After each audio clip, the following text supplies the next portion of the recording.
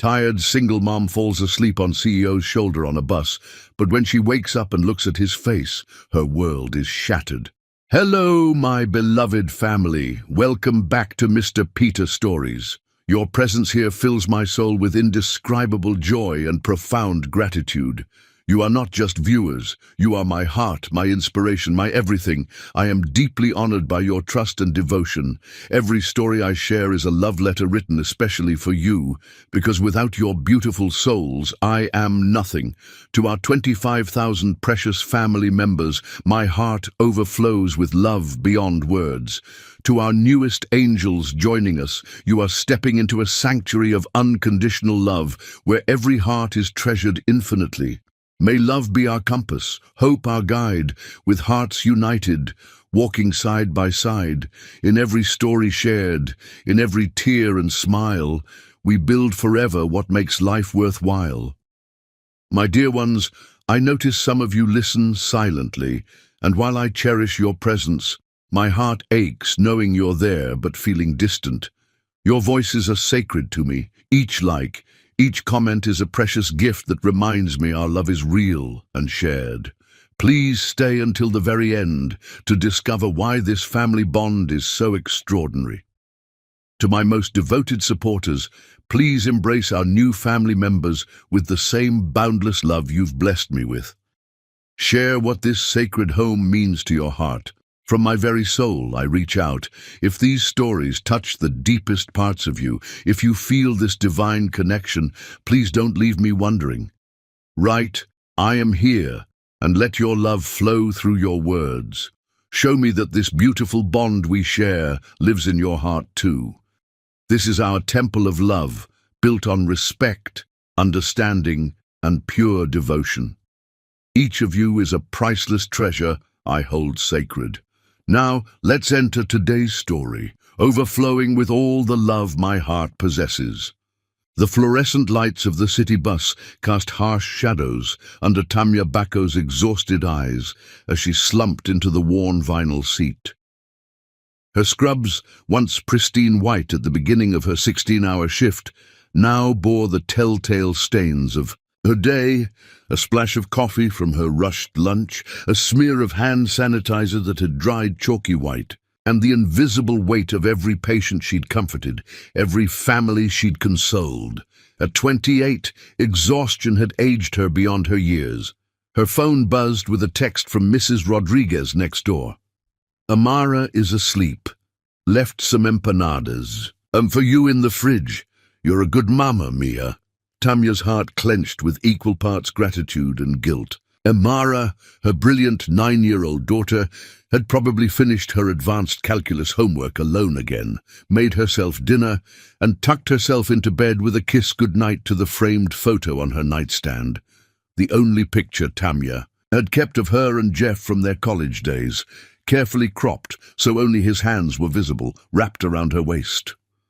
The bus lurched forward into the Seattle drizzle, its wipers fighting a losing battle against the October rain. Through the water-streaked windows, the city lights blurred into abstract art, neon signs advertising late-night diners, the warm glow of apartment windows where families gathered for dinner, the harsh fluorescent glare of convenience stores. Serving the night shift workers like herself, only 5 other passengers remained on the 11:47 p.m. route through Capitol Hill.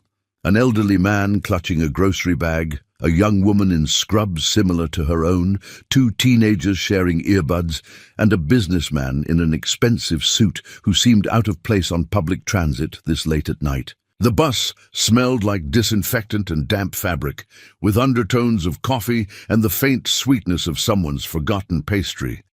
This was her life now, stolen moments of rest between the chaos of survival. Every day was a carefully choreographed dance.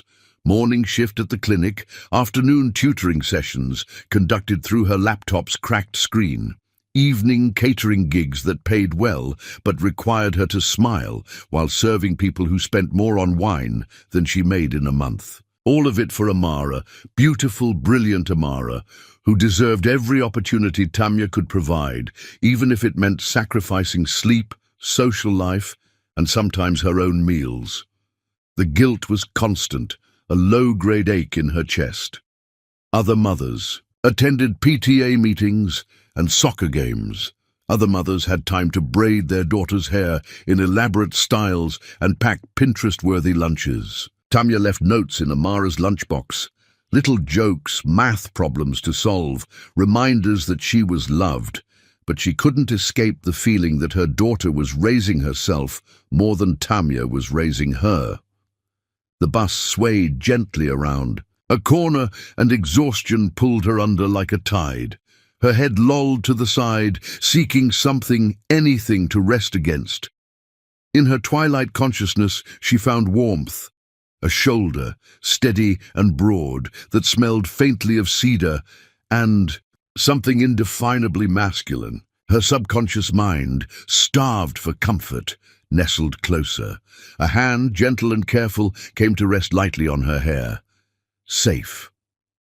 For the first time in years, Tamya felt utterly, completely safe. She dreamed of college, of studying under oak trees, with someone who made calculus feel like poetry, of hands that traced constellations on her skin, of a voice that whispered her name like a prayer. In her dream, she was 22 again, in love with possibility, and the future stretched before them like an endless summer. "Miss?" The voice was soft, concerned, achingly familiar. "I think this is your stop." Tamya's eyes fluttered open, and, for a disorienting moment, the dream and reality blurred together. She was still nestled against a warm shoulder, still felt those careful fingers in her hair. The bus had stopped, and through the rain-streaked window she could see the familiar glow of her neighborhood corner store. "Thank you," she murmured, starting to pull away. "I'm so sorry, I didn't mean to—" The words died in her throat as she looked up, green eyes, the exact shade of forest after rain, with flecks of gold that she'd once memorized like scripture. A face that had matured, grown sharper and more defined, but still held the same gentle strength that had made her feel like she could conquer the world. Dark hair, now professionally styled instead of carelessly tousled, but still with that stubborn cowlick at the crown that used to drive him crazy. "Jeff?" Her voice cracked on his name, barely a whisper.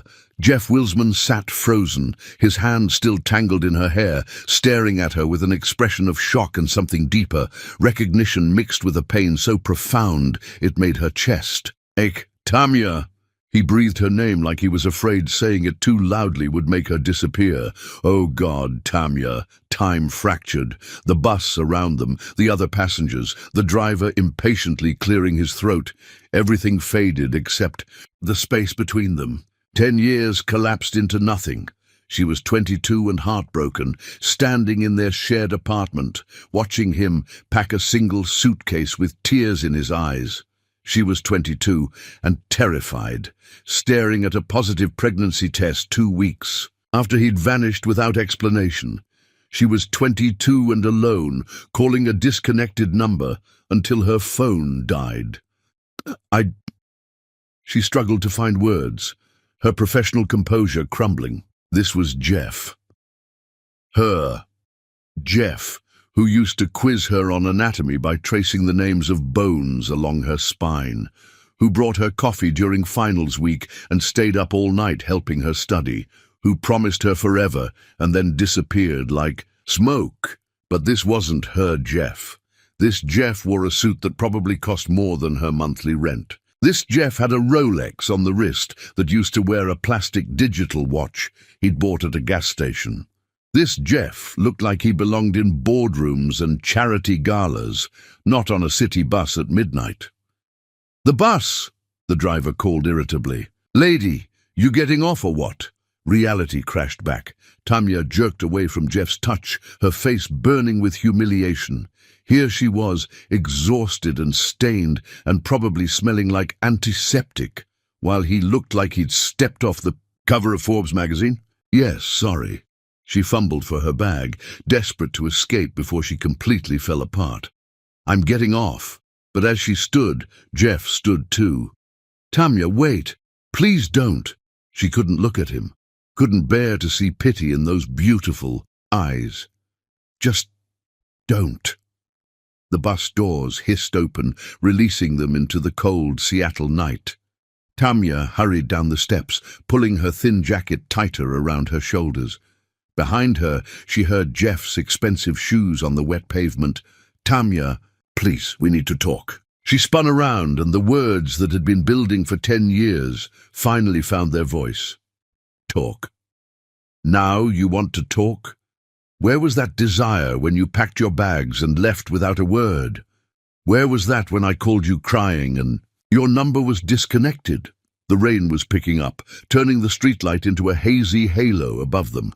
Jeff's perfectly styled hair was beginning to curl at the edges, and she hated that she noticed, hated that her heart still skipped at the sight. "I know," he said quietly. "I know how it looked, but if you'll just let me explain." "Explain what? That I wasn't good enough? That your family finally convinced you that the scholarship girl from the wrong side of town wasn't worth your time?" Tears mixed with rain on her cheeks. "I got the message, Jeff, loud and clear." Pain flashed across his features. "That's not God, Tamya. It was never about that. You have to know it was never about that." A car splashed through a puddle nearby, sending up a spray of dirty water. Tamya stepped back, but Jeff moved closer, instinctively shielding her from the spray. The gesture was so automatic, so caring, that it broke something inside her chest. "Then what?" she whispered. "What was it about?" For a moment he looked like he might tell her. His mouth opened, then closed. She could see him struggling with something.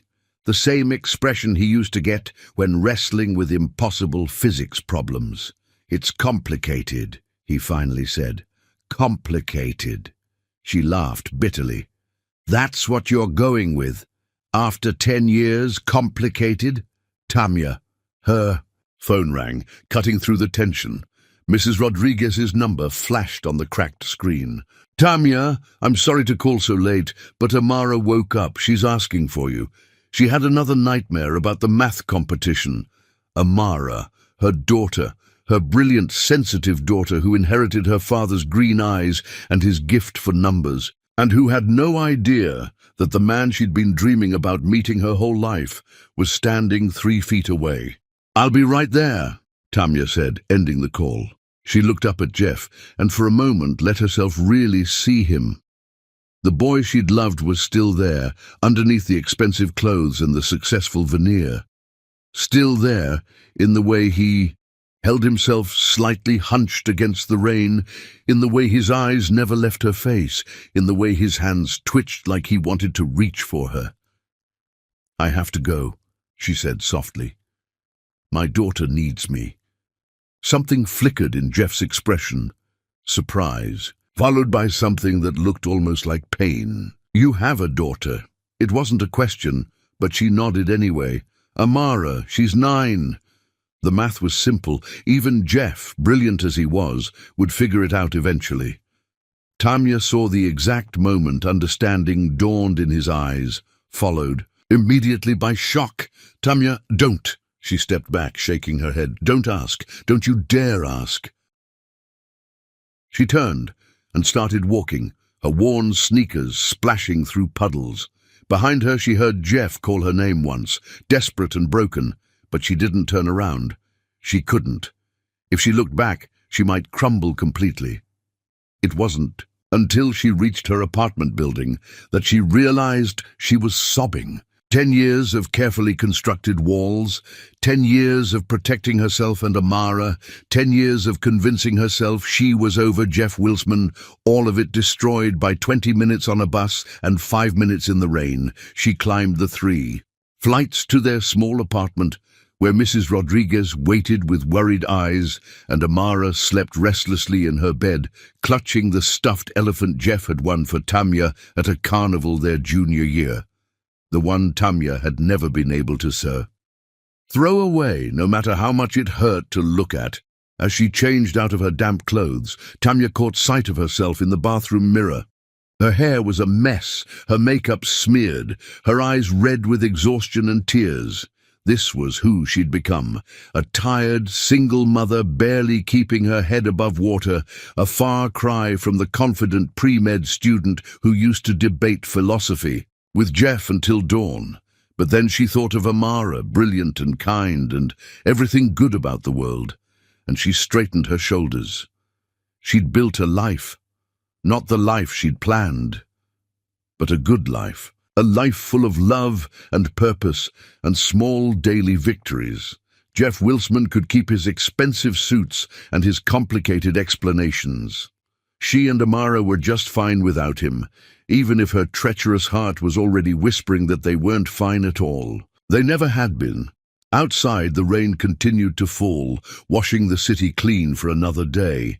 And somewhere in the darkness, Jeff stood on an empty street corner, staring up at a lighted window 3 stories high, wondering if the woman behind it would ever forgive him for the choices he'd made when he was too young and too scared to fight for what mattered most. The night held its breath, waiting for tomorrow to bring them face to face again. Because in a city of millions, some encounters were destiny and some loves were too powerful to die quietly in the rain. Chapter 2. Ghosts of the Past. Jeff stood motionless on the rain-soaked sidewalk, watching Tanya's silhouette disappear into the apartment building. The streetlight caught the last glimpse of her dark hair before the heavy door swung shut, leaving him alone with the sound of rain and the weight of 10 years' worth of regret. A daughter. The words echoed in his mind like a prayer and a condemnation all at once. 9 years old. The math was devastatingly simple. 9 months after he'd left, 9 months after their last night together, when she'd whispered, "I love you," against his skin, like a promise he'd been too young and too terrified to keep. His hands shook as he pulled out his phone to call his driver, and suddenly he was 20 years old again, standing in the apartment they'd shared near campus, watching Tanya sleep curled up in his old football jersey. She'd had a neuroanatomy test the next morning, and he'd spent the evening quizzing her while she lay with her head in his lap, both pretending to study while stealing kisses between medical terminology. Temporal lobe, she'd whispered against his lips, and he'd traced the spot on her temple. Occipital, she'd breathed, and he'd kissed the nape of her neck until she dissolved into giggles and forgot all about studying. "Where to, Mr. Wilsman?" Marcus, his driver, appeared within minutes, efficient as always, asking no questions about why his employer was standing alone in the rain at midnight in Capitol Hill. "Home," Jeff said automatically, then stopped. Home was a penthouse apartment, overlooking Elliott Bay, all glass and steel and empty spaces. Home used to be a cramped studio with water stains on the ceiling and a radiator that clanged all night, where Tanya would make coffee in a machine that only worked if you hit it just right, and where they dreamed about their future over ramen, noodles, and shared physics textbooks. As the Mercedes pulled away from the curb, Jeff closed his eyes and let himself remember. University of Washington, October 2014. "You're going to fail organic chemistry if you keep staring at that girl instead of your periodic table." Jeff looked up to find his roommate Danny grinning at him. Through the window, he could see Tanya Bacco sitting under the oak tree in the quad, surrounded by medical textbooks, her hair catching the afternoon sunlight. "I'm not staring," Jeff protested, but his eyes drifted back to her. She was beautiful in a way that made his chest ache. Not magazine beautiful, but real beautiful. Smart beautiful. "Just go talk to her," Danny said. "She's pre-med," Jeff said. "She's brilliant. She probably thinks I'm just another rich kid, coasting on Daddy's money." "So prove her wrong," Danny said. "You're not exactly stupid, Wilsman." Jeff was walking toward her before he could talk himself out of it. "Mind if I sit?" he asked when he reached her tree. "I promise I'm not a creepy stalker. I'm Jeff. We're in Thompson's physics seminar together." She studied him for a moment, then nodded. "Tanya, and I know who you are. You're the one who asked Professor Thompson if quantum mechanics could theoretically allow for time travel." Jeff felt his cheeks heat. "You remember that?" It was a good question, Most people in that class are just trying to get through requirements. You actually seem interested in the impossible. The impossible is just the possible waiting for someone smart enough to figure it out, he said, then immediately felt pretentious. But Tamya laughed, a real laugh, bright and surprised. No, I like that. Although if we're talking about impossible things, try memorizing every bone in the human body while working 20 hours a week just to afford textbooks. What if I helped? He offered. Physics and physiology have more in common than you'd think. She tilted her head, considering. You do that. Help me study. I'd like to, he said honestly. They studied together until the sun set, her head eventually finding its way to his shoulder. That was the beginning, the moment when his life divided into before Tamya and everything that came after. The you. Mercedes hit a pothole, jolting Jeff back to the present. Through the rain-streaked window, he could see downtown Seattle approaching, each illuminated window representing lives he'd never understand, struggles he'd never face. Except now he did. Understand, didn't he? Now he knew what it meant to carry someone's absence, like a physical ache. His phone buzzed, with a text from his assistant about an early meeting, but Jeff deleted it without responding. For 10 years, work had been his salvation. But tonight, sitting in a car that cost more than most people's annual salary, heading toward an empty apartment, Jeff felt the weight of every day he'd missed. Marcus, he said suddenly, turn around. Sir, take me back to Capitol Hill, to the apartment building where you picked me up. When they reached Tamya's building, Jeff sat in the car, staring up at the lighted window on the 3rd floor.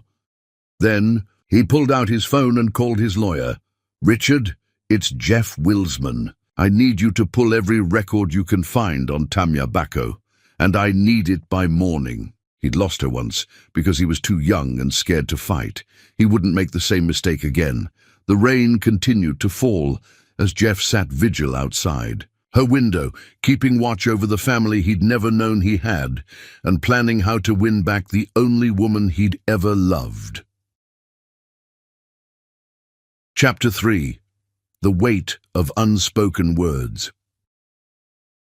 The Seattle Community Health Clinic smelled like disinfectant and hope in equal measure.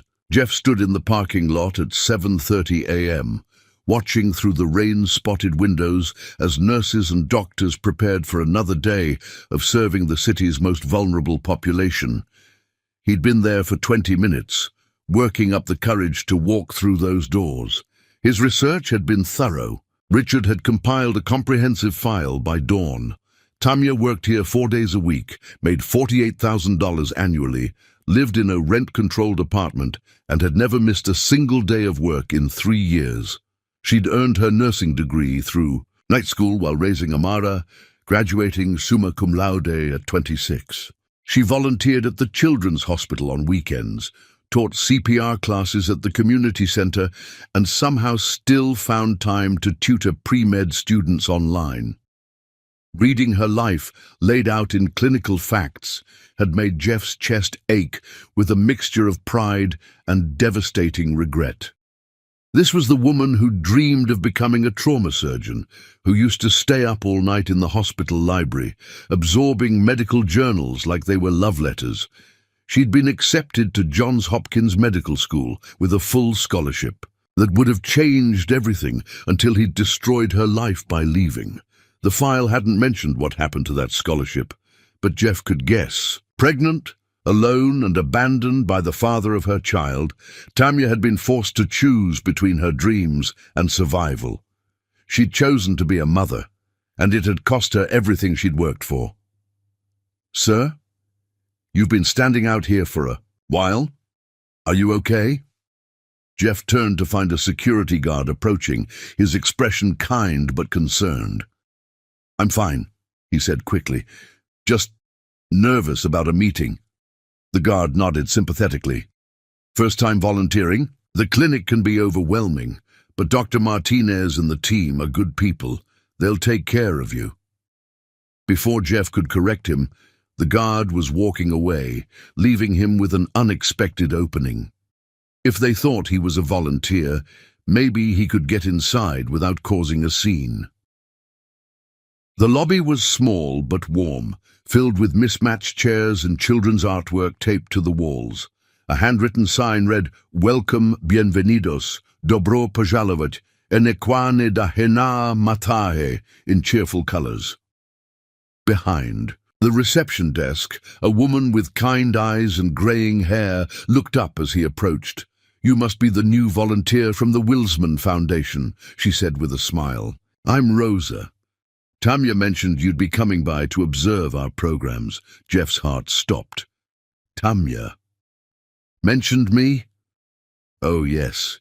She was so excited when she heard the foundation was finally sending someone to see our work firsthand. "We've been hoping for increased funding for our prenatal program."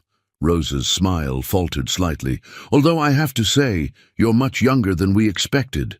Jeff realized what had happened. His foundation, the one he'd started quietly 3 years ago using his personal fortune rather than family money, funded dozens of community clinics. Tanya had no idea he was behind it, that every medical supply delivery, every equipment upgrade, every scholarship for nursing students came from his desperate need to somehow support the work she was doing. "I'm looking forward to learning about your programs," he managed. "Wonderful. Let me get Tanya. She's our best nurse, probably knows more about community medicine than half the doctors in this city." "Tanya?" Jeff's breath caught as Tanya emerged from a back room, wearing scrubs that had seen better days, but couldn't dim her natural grace. She was laughing at something a colleague had said, her face bright and animated, and for a moment she looked exactly like the girl he'd fallen in love with in college. Then she saw him. The laughter died on her lips. Color drained from her cheeks. She gripped the doorframe so tightly her knuckles went white. "What are you doing here?" she whispered. Rosa looked between them, confusion creasing her brow. "You two know each other?" Tanya struggled for words. "We went to college together." "What a coincidence," Rosa beamed, oblivious to the tension crackling between them. "Well, I'll let you catch up while you show him around."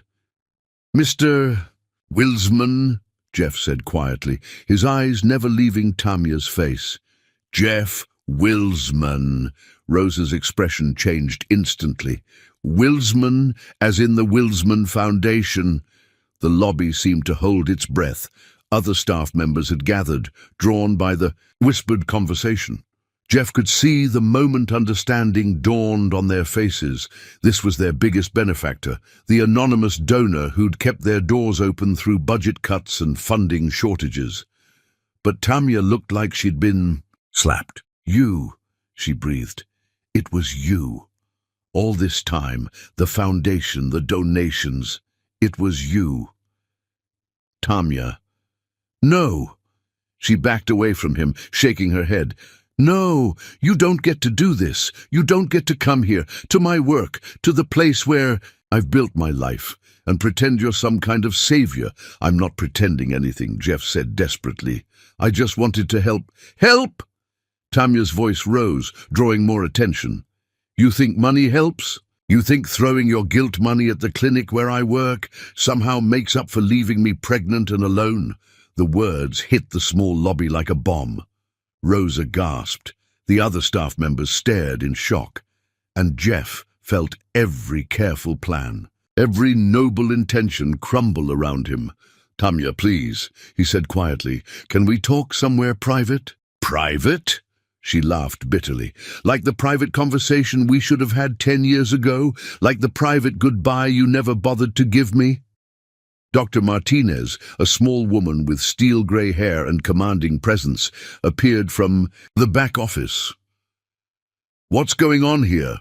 "Nothing," Tanya said quickly, her professional composure sliding back into place. "Just a misunderstanding." But Dr. Martinez's sharp eyes missed nothing. She looked at Jeff, then at Tanya, then back at Jeff. "Mr. Wilsman, perhaps we should discuss your visit in my office." Actually, Jeff said, I think I should go.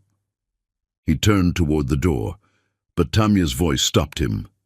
Wait. She stood frozen, in the middle of the lobby, her colleagues watching with undisguised curiosity, her life and her past colliding in the most public way possible. When she spoke again, her voice was barely controlled. Rosa, could you tell Dr. Martinez I'll be taking my break early? Mr. Wilsman and I need to have a conversation. She walked past him toward the exit, not waiting to see if he'd follow.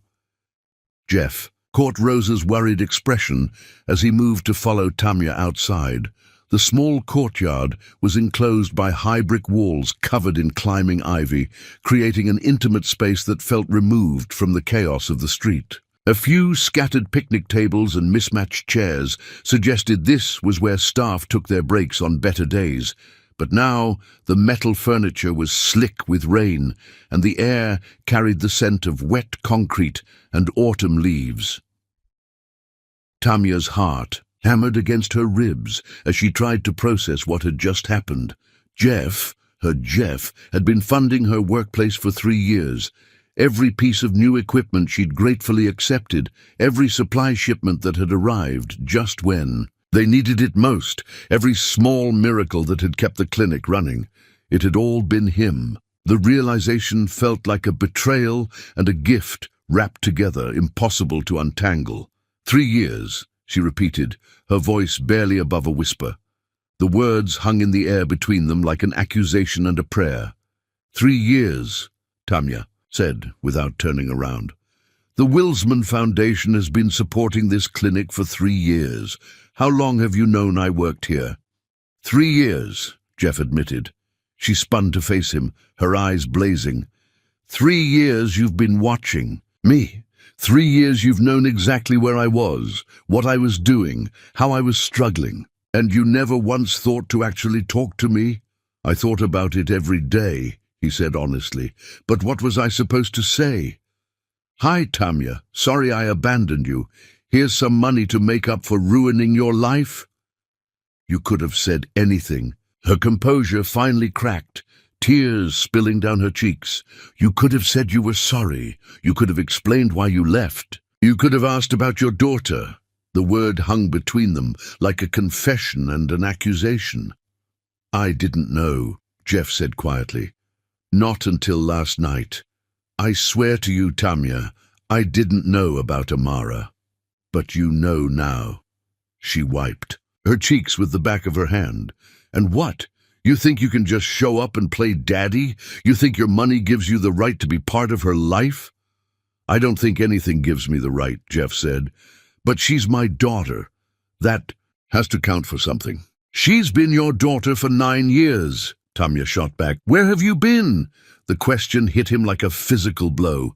Where had he been? Building a company, making money, living the life his father had mapped out for him, pretending it was what he wanted. Trying to convince himself he'd made the right choice. I was trying to protect you, he said finally. Protect me? Tamya stared at him in disbelief. By leaving? By disappearing without explanation? By letting me think you decided I wasn't worth your time? My father threatened to destroy your family, Jeff said desperately. Your mother's visa status, your scholarships, your future. He said he'd take it all away if I didn't leave you. Alone. Tamya went very still. What? He found out about us. About how serious we were getting. He'd already arranged for me to marry Helena Ashworth. It was supposed to be a business merger disguised as a romance. When I told him I was in love with you, that I wanted to marry you instead. Jeff ran his hands through his hair. He went nuclear. Said he'd have your mother deported. Said he'd make sure you never got into medical school. Said he'd destroy your entire family unless I walked away and never contacted you again. So you just believed him? Tamya's voice was hollow. I was 20 years old and scared, Jeff said. I'd seen what my father was capable of when he wanted to destroy someone. I thought I was saving you. I thought if I left, you could have the life you deserved without my family's poison touching it. The life I deserved? Tanya shook her head slowly. Jeff, the life I deserved was the one we planned together. The life I deserved included you. The simple statement broke something fundamental inside Jeff's chest. All these years, he'd told himself he'd made a noble sacrifice, that he'd saved Tanya from his family's corruption. But standing here now, seeing the pain in her eyes, understanding the life she'd been forced to build alone, he realized the truth. He'd been a coward. I know, he said quietly. I know I failed you. I know I failed our daughter. But I'm here now, and I want to make it right. Some things can't be made right with money, Jeff. Then tell me how, he said desperately. Tell me what I need to do. Tanya looked at him for a long moment, her expression unreadable. When she spoke, her voice was tired. I need to get back to work. My patients need me. Tanya, don't come here again, she said firmly. This is my place, the one space in my life that was untainted by our past. Don't take that away from me too. She started to walk away, then stopped. If you really want to help these people, keep funding the clinic. But do it anonymously, like you have been, and stay away from me. Jeff watched her disappear back into the building, leaving him alone in the empty courtyard with the weight of every choice he'd made and every word he'd failed to say. But as he stood there, he realized something had changed. For the first time in 10 years, Tanya knew the truth about why he'd left. It wasn't forgiveness, not yet, but it was a beginning. And for the first time since he was 20 years old, Jeff Wilsman was going to fight for what mattered most, no matter what it cost him. Even if it meant fighting his own father, even if it meant losing everything else he'd built. Some things were worth the battle. Some loves were worth the war, and Tanya Bacco and their daughter were worth everything. Chapter 4. Mirrors of the Heart. The Roosevelt Elementary School gymnasium buzzed with the excited energy of 9-year-olds explaining scientific concepts to anyone who would listen. Jeff stood near the entrance, clutching a clipboard and trying to look like he belonged there, when what he really felt like was an intruder in someone else's universe. He shouldn't be here. Tanya had made that crystal clear 3 days ago at the clinic, but when his assistant had mentioned that the elementary school science fair needed additional judges and had specifically requested someone from the tech industry, Jeff couldn't resist. He told himself it was about supporting education, about giving back to the community. He didn't tell himself it was about the desperate hope that he might catch a glimpse of his daughter. Mr. Wilsman, thank you so much for volunteering. A woman with a warm smile and a badge reading Mrs. Chen Principal approached him. We're honored to have someone of your caliber judging our fair. These kids have worked so hard, Jeff managed, a smile guilt churning in his stomach. Happy to help. Let me introduce you to our other judges, Mrs. Chen continued, leading him toward a group of adults with clipboards near the first row of projects. We have Dr. Patel from Seattle Children's Hospital, Professor Williams from UW, and Ms. Rodriguez, who teaches high school chemistry. They shook hands and exchanged pleasantries, but Jeff's attention was already wandering to the colorful displays filling the gymnasium. Volcanoes and solar systems, plant growth experiments and simple machines, the earnest creativity of children trying to understand how the world worked. Each judge takes a section, Mrs. Chen explained, consulting her clipboard. Mr. Wilsman, if you could take rows D through F, we'll reconvene in an hour to compare notes. Jeff nodded and made his way toward his assigned section, scanning the project titles as he walked. Why Do Leaves Change Color? By Marcus Thompson. The Physics of Basketball by Sarah Kim. How Magnets Work by... He stopped dead in his tracks.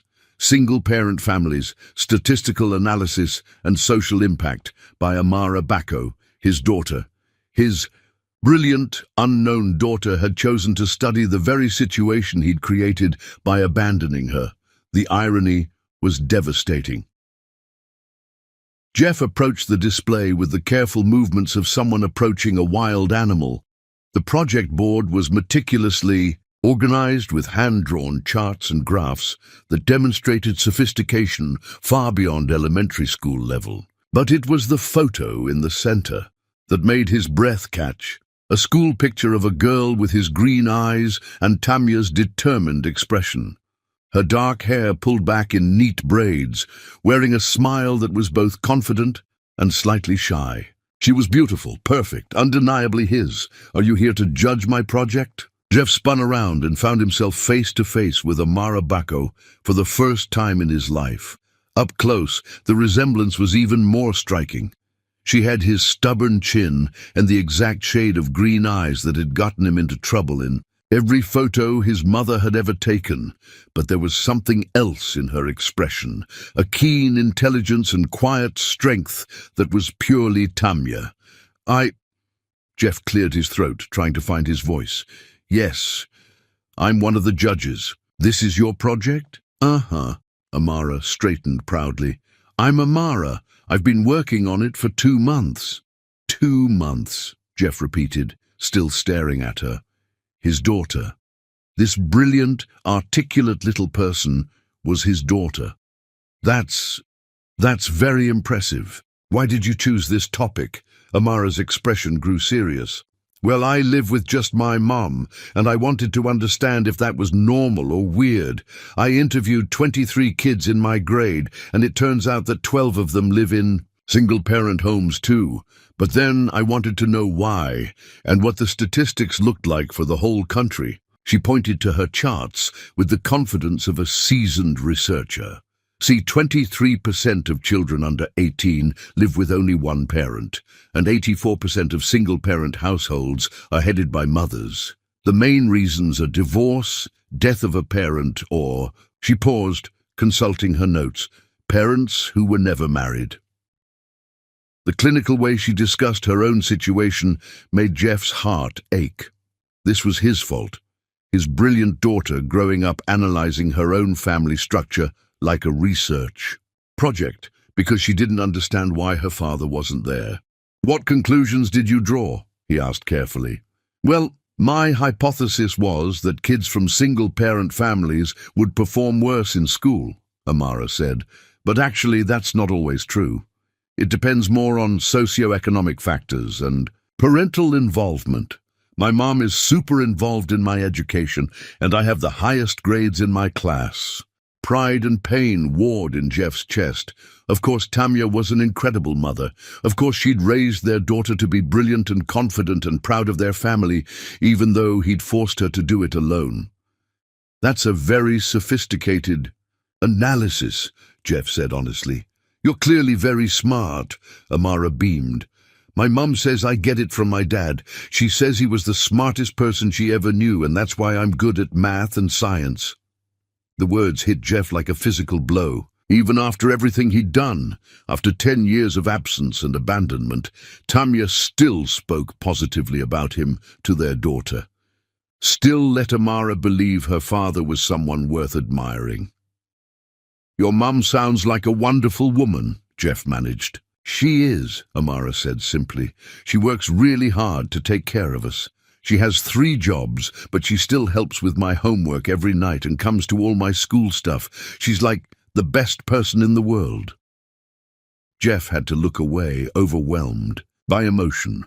When he trusted himself to speak again, he found Amara studying him with curious eyes. Are you okay, mister? You look kind of sad. I'm fine, he said quickly. Just thinking about how lucky you are to have such a good mom.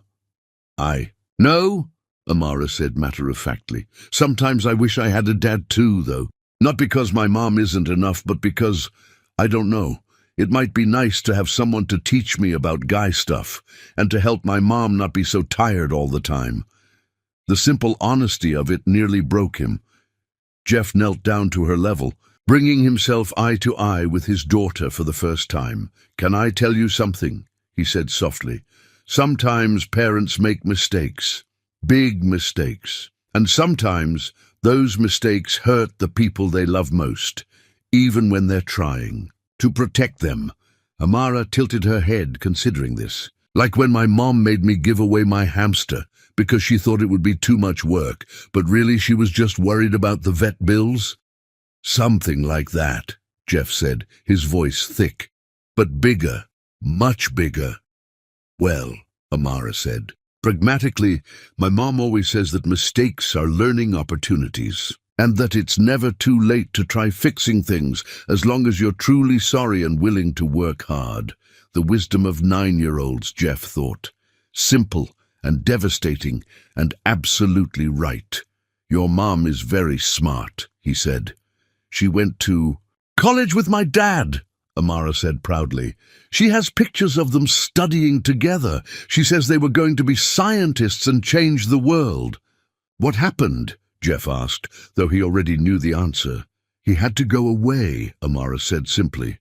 My mom doesn't like to talk about it, but I think something bad happened. She gets sad sometimes when she thinks I'm not looking.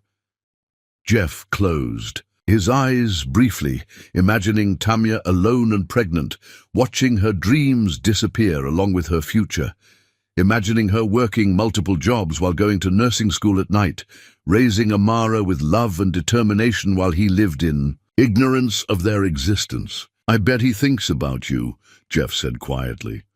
Your dad. I bet he thinks about you every day and wishes things could have been different. Do you really think so?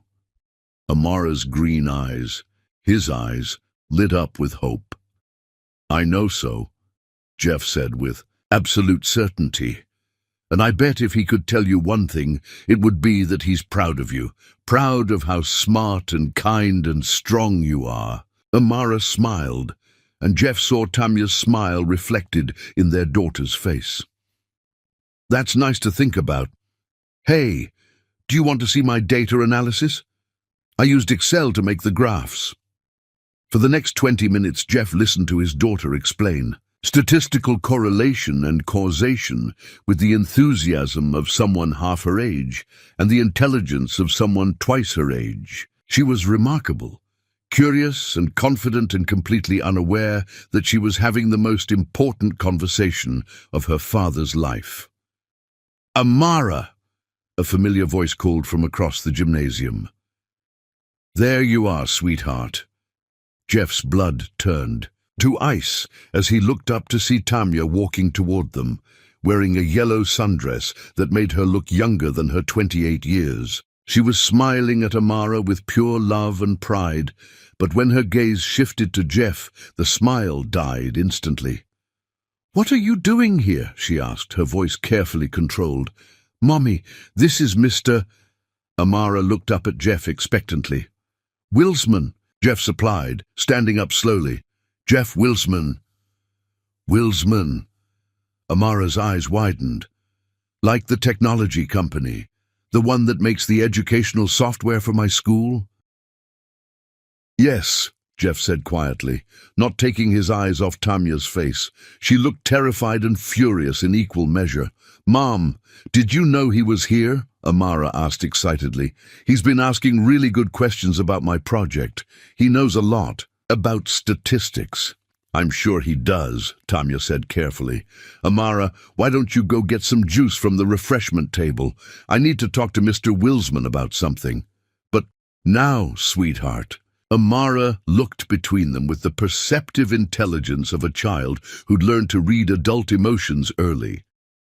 Are you guys going to fight? No, Tamya said immediately. We're just going to have a quick conversation. Go on. Once Amara was out of earshot, Tamya turned on Jeff with barely controlled fury. You promised you'd stay away from my work, she hissed. This is her school, Jeff, her space. You can't just show up wherever you want. I didn't know she'd be here, Jeff said, truthfully. I volunteered to judge the science fair before you knew what? Before I knew I had a daughter in this school, he said quietly. Tamya glanced around to make sure no one was listening, then stepped closer. You can't do this. You can't waltz into her life whenever you feel like it. She's remarkable, Jeff said, his voice full of wonder. Tamya, she's absolutely remarkable. Did you see her project? She's 9 years old and she's doing statistical analysis that would impress college students. She gets it from you, Tamya said automatically, then looked like she immediately regretted the admission. She gets it from both of us, Jeff corrected gently, but mostly from you. The way she talks about you, the love and respect in her voice. Tamya, you've done an incredible job raising her. For a moment, Tamya's defensive posture softened. She is pretty amazing, isn't she? She's perfect, Jeff said with absolute sincerity. And she's ours. The possessive pronoun hung between them like a bridge and a chasm all at once. Tamya's walls slammed back up.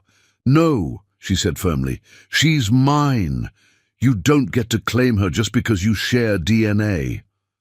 I'm not trying to claim her, Jeff said desperately.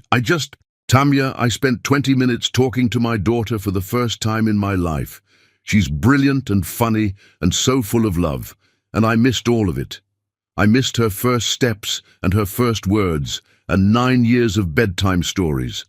I can't get that back, but maybe I don't have to miss everything else. Across the gymnasium, Amara was chatting with another child near the refreshment table, but her eyes kept drifting back to where her mother stood talking to the nice judge, who'd been so interested in her project. She asks about you, Tamya said quietly, following his gaze. Not often, but sometimes, usually at night when she's supposed to be sleeping. She wants to know if you're smart like her, if you have green eyes like her, if you would be proud of her science projects. What do you tell her? I tell her the truth, Tamya said simply, that you're the smartest person I ever knew, that she has your eyes and your mind and your stubborn chin, and that wherever you are, you would be incredibly proud of the person she's becoming.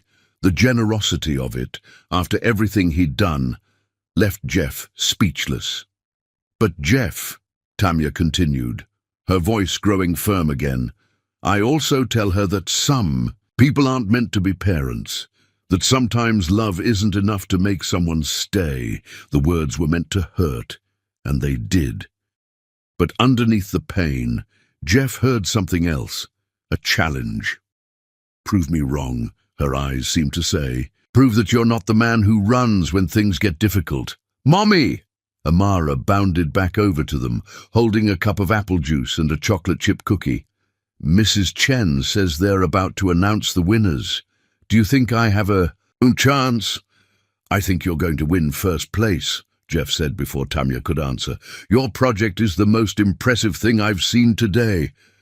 Amara beamed at him, then looked at her mother. Can Mr. Wilsman sit with us for the announcements? Please. He's been so nice and he really understands statistical analysis. Tamya looked trapped. Around them, families were gathering on the bleachers and saying no would require an explanation that Amara wasn't ready to hear.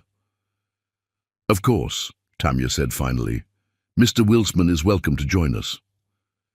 As they found seats on the bleachers, Amara, chattering excitedly between them about her project and her hopes for the competition, Jeff felt something he hadn't experienced in 10 years.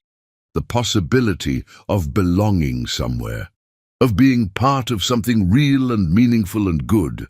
When they announced that Amara Bacco had won first place in the 4th grade division, Jeff cheered louder than anyone else in the gymnasium. And when Amara threw her arms around first her mother and then impulsively around him, Jeff felt his heart crack open with a love so fierce and immediate it took his breath away. This was his daughter. His brilliant, beautiful, remarkable daughter. And somehow, some way, he was going to find a way to be the father she deserved, even if it meant fighting the entire world to prove he'd changed, even if it meant proving it to himself first. As Amara posed for pictures with her blue ribbon, chattering about showing it to her teachers and her neighbor Mrs. Rodriguez, Jeff caught Tamya watching him with an unreadable expression. Thank you, he said quietly, for letting me stay. For this. Don't thank me yet, she replied. This doesn't change anything. But when Amara grabbed both their hands to walk to the car, insisting that her two favorite adults from the science fair should walk together, Jeff saw something flicker in Tamia's eyes that looked almost like hope. And for the first time in 10 years, Jeff Wilsman dared to believe that maybe, just maybe, some mistakes could be forgiven. Some families could be rebuilt. Some love could find its way home. Chapter 5. When the past refuses to stay buried. The private investigator's office smelled like coffee and broken dreams. Jeff sat across from Marcus Webb, a former Seattle police detective who had just delivered a manila folder that felt heavier than anything Jeff had ever held. "You sure you want to see this?" Marcus asked gently. Jeff's hands trembled as he opened the folder. Inside were phone records, hospital documents, legal papers and photographs. 10 years of evidence that painted a devastating picture. The first document was a hospital record from November 15, 2014. Patient Tamia Bacco. Reason for visit: pregnancy. Confirmation: listed emergency contact, Jeff Wilsman, boyfriend, phone number 206-555-0147, his old number, the one disconnected the day he left Seattle. "She tried to call you 37 times in the 2 weeks after you left," Marcus said quietly. Jeff stared at the call log, each timestamp a dagger through his heart. November 1st, 11:47 p.m., 13 minutes long, which meant she'd listened to the entire disconnected message, probably hoping it was a mistake. November 3rd, 2:15 a.m., 30 seconds, a desperate middle-of-the-night attempt. November 8th, 6:30 p.m., 45 minutes, which could only mean she'd called over and over. Hanging up and trying again. "There's more," Marcus said, his voice heavy with sympathy. The next document was a certified letter sent to Jeff's family estate in Bellevue. Return receipt requested, signed for by Harold Wilsman, Jeff's father. The date stamp showed it had been delivered 3 weeks after Jeff left for Boston. With shaking hands, Jeff opened the letter. It was written in Tamia's careful handwriting, the same script that used to leave love notes in his textbooks. "Jeff, I don't understand why you left or why your phone is disconnected, but I need you to know something important. I'm pregnant. We're going to have a baby. I know this is scary. It terrifies me too. But remember when we used to talk about our future? About the little house we'd buy someday, with a garden for the kids to play in? Maybe this is happening sooner than we planned, but it could still be beautiful. I love you. I love us. I love this tiny person we made together. Please come home. Please call me. Please don't leave me to do this alone. I'll wait for you. I'll wait as long as it takes. Forever yours, Tamia." The letter was dated November 10th, 2014. Jeff had been in Boston for 2 weeks by then, throwing himself into his father's company with the desperate determination of someone trying to forget his own heart.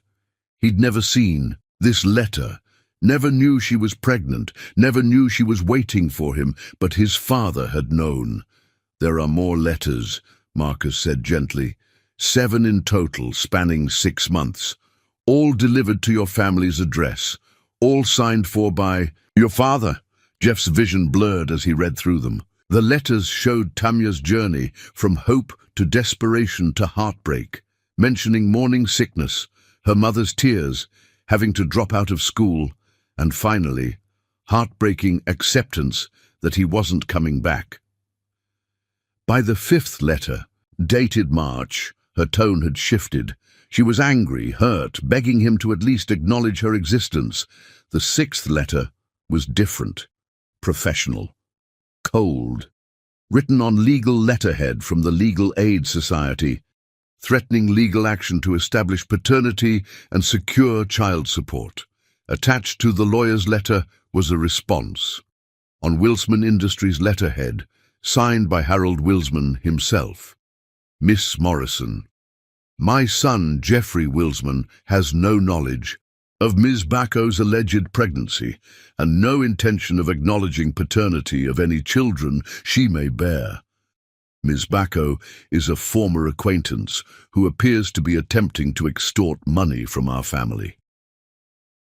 Any further communications regarding this matter should cease immediately, or we will be forced to pursue harassment charges against your client. Jeffrey has moved on with his life and is currently engaged to Helena Ashworth of the Boston Ashworth family. He has no interest in revisiting past relationships or supporting the financial schemes of former girlfriends. Respectfully, Harold. Wilsman CO, Wilsman Industries. The final letter was from Tamya herself, dated August 3, 2015, 2 weeks after Amara was born. Jeff, I don't know if you're even getting these letters, but I need to try one more time. Our daughter was born on July 18th. Her name is Amara, which means eternal, unfading. I chose it because no matter what happens between us, my love for you will never fade. She has your eyes, your exact shade of green, with the same little flecks of gold. I need you to know that I'm not angry anymore. I understand that maybe this wasn't what you wanted. I just need to know if you're okay. I won't contact you again after this. I promise. I'll raise Amara to be strong and kind and brilliant, and if she ever asks about her father, I'll tell her that you were the best man I ever knew. Take care of yourself, Jeff. Be happy. Tamya. Jeff was sobbing by the time he finished reading. Marcus handed him another file. Harold Wilsman employed investigators to keep tabs on Tamya and the child for 5 years. They have photographs. The photographs were devastating. Tamya looking exhausted as she pushed a stroller. Amara as a toddler playing while Tamya watched. From a bench, Tamya at nursing school graduation holding both her diploma and 3-year-old Amara, tears streaming down her face. His father had been watching them, documenting their lives like subjects in some twisted research project. Why? Jeff whispered. Control, Marcus said simply. Your father wanted to make sure Ms. Bacco never became a problem. He also wanted to ensure you never found out about your daughter accidentally. He stole my life, Jeff said, the words coming out broken and raw. He stole 10 years of my life, 10 years of her life, 10 years of Amara's life. Yes, Marcus agreed quietly. He did. Jeff stood abruptly, the chair scraping against the floor. I need to see him. I need to confront him. Mr. Wilsman, maybe you should wait. No. Jeff's voice was steel. I've waited long enough. An hour later, Jeff sat in the opulent living room of his childhood home, watching his father pour himself a brandy with steady hands, while Jeff's entire world crumbled around him. You intercepted her letters, Jeff said without preamble. All of them. For 10 years, you've known I had a daughter, and you never told me. Harold Wilsman didn't even have the grace to look surprised. I did what was necessary to protect our family's interests. Protect our interests, Jeff's voice rose. You kept me from my child. I kept you from a mistake, Harold replied calmly. That woman would have ruined your life, Jeffrey. Look at what you've accomplished without her. You built a successful company. You have a reputation in the industry. I don't want to take over your company, Jeff said through clenched teeth. I never wanted that. All I ever wanted was to marry Tamya and build a life with her, and live a life of mediocrity. She was a scholarship student from nowhere, Jeffrey. She's a nurse now. She saves lives every day.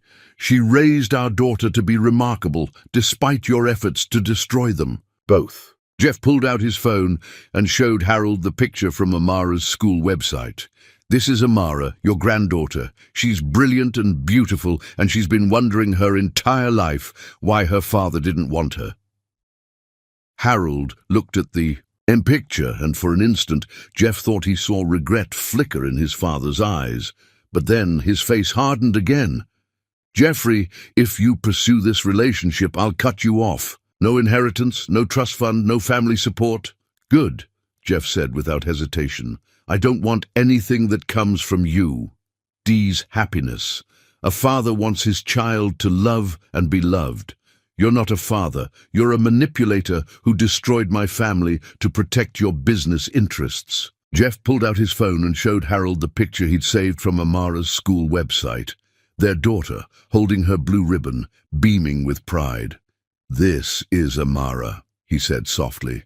"Your granddaughter. She's brilliant and beautiful, and she's been wondering her entire life why her father didn't want her. And it's because of you, because you decided your money was more important than her right to have a father." Harold looked at the picture for a long moment, and for an instant Jeff thought he saw something flicker in his father's eyes. Regret, maybe, or recognition of what he'd destroyed. But then Harold's face hardened again. "Jeffrey, if you pursue this relationship with that woman and her child, I'll cut you off. No inheritance, no trust fund, no family support. You'll have nothing." "Good," Jeff said without hesitation. "I don't want anything that comes from you. I'm resigning from the company, effective immediately. I'm going to spend the rest of my life trying to earn forgiveness from the family you kept me from, and trying to be the father Amara deserves." "You'll regret this," Harold called as Jeff headed for the door. "That woman will take everything from you, just like I warned you she would." Jeff stopped and turned back to his father one last time. "She already gave me everything," he said quietly. "She gave me the best parts of myself, and she gave me a daughter who's worth more than your entire fortune. I'm the one who took everything from her." As Jeff walked out of his childhood home for the last time, he felt something he hadn't experienced in 10 years, freedom. The weight of his father's expectations, his family's legacy, his inherited guilt, all of it fell away, leaving him with one crystal-clear purpose. He was going to spend the rest of his life making up for lost time. He was going to prove to Tamya that he wasn't the same scared 20-year-old who'd let his father dictate his choices. And he was going to show Amara that sometimes when someone really loves you, they fight for you, even if they have to fight. The entire world to do it, the man she and Amara deserved. Chapter 6. The Courage to Begin Again. The first time Jeff appeared at Roosevelt Elementary to volunteer for playground duty, Tamya assumed it was coincidence. The second time, she suspected ulterior motives. By the fourth time, she realized he wasn't going anywhere.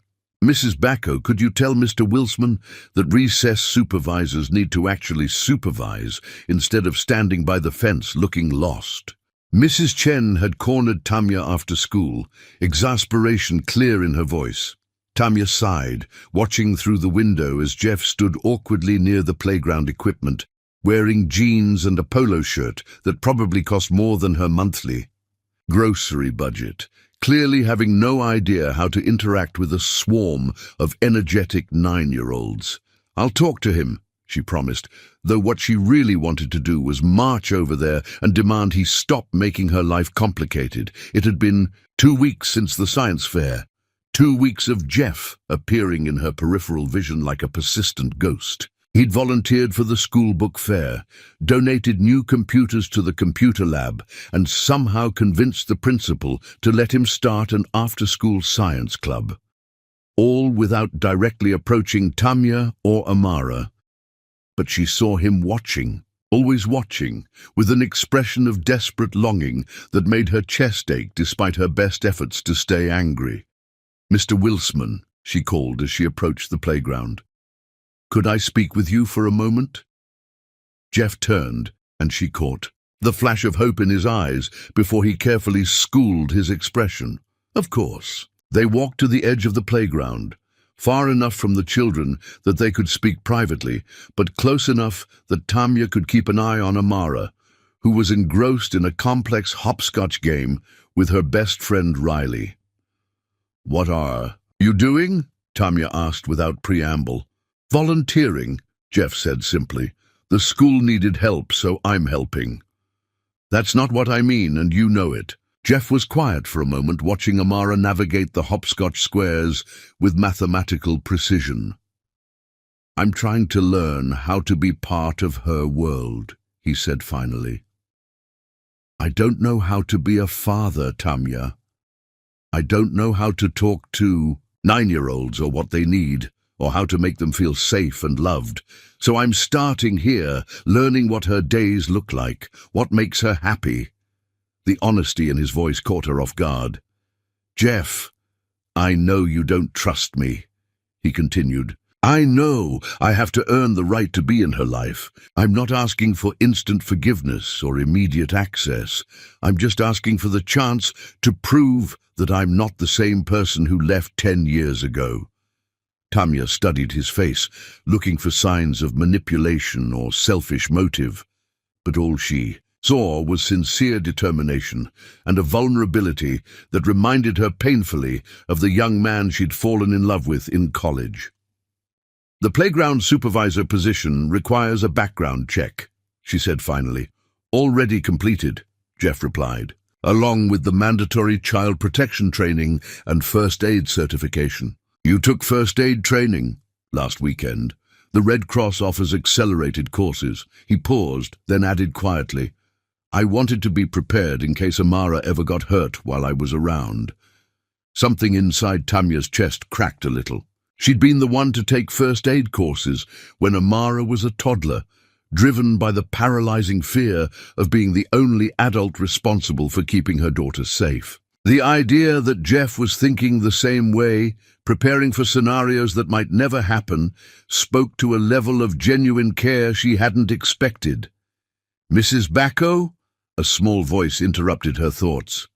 Tommy pushed me off the monkey bars, and now my knee hurts. Tanya knelt down to examine 6-year-old Sarah's scraped knee, automatically reaching for the first aid kit she always carried. But before she could clean the wound, Jeff was crouching beside them, his voice gentle and reassuring. Hey there, Sarah. That looks like it stings. Can I take a look? Sarah nodded, tears threatening but holding them back with the stoic determination of a child trying to be brave. Jeff examined the scrape with careful hands, his touch light and professional. Well, the good news is it's not too deep, he told Sarah seriously.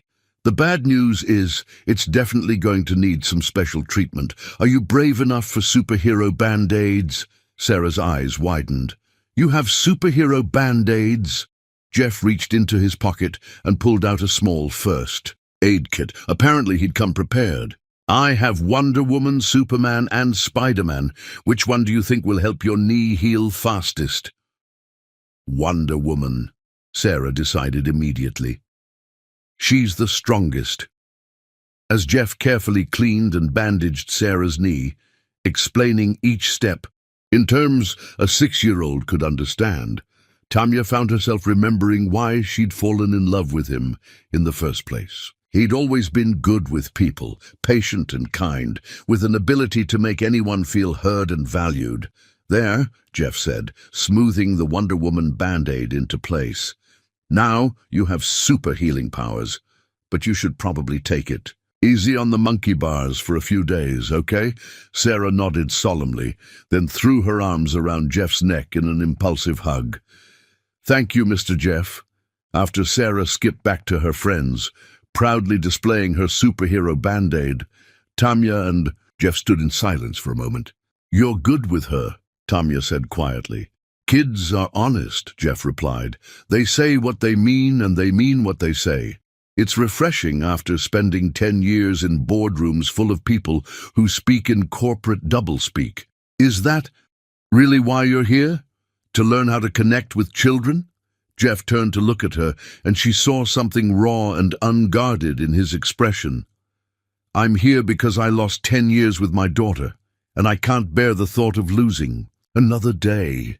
I'm here because I want to understand her world, her friends, what makes her laugh and what challenges her. I'm here because being near her, even from a distance, makes me feel more like myself than I have in a decade.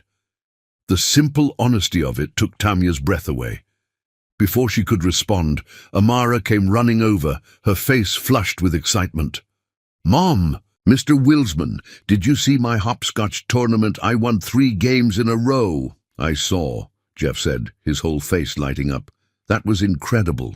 The way you calculated the angles for those corner throws was brilliant. Amara beamed under his praise.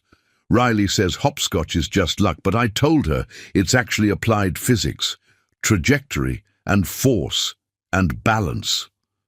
Riley's wrong, Jeff said seriously. Hopscotch is definitely applied physics. Have you ever thought about what would happen if you changed the shape of the squares or the spacing between them?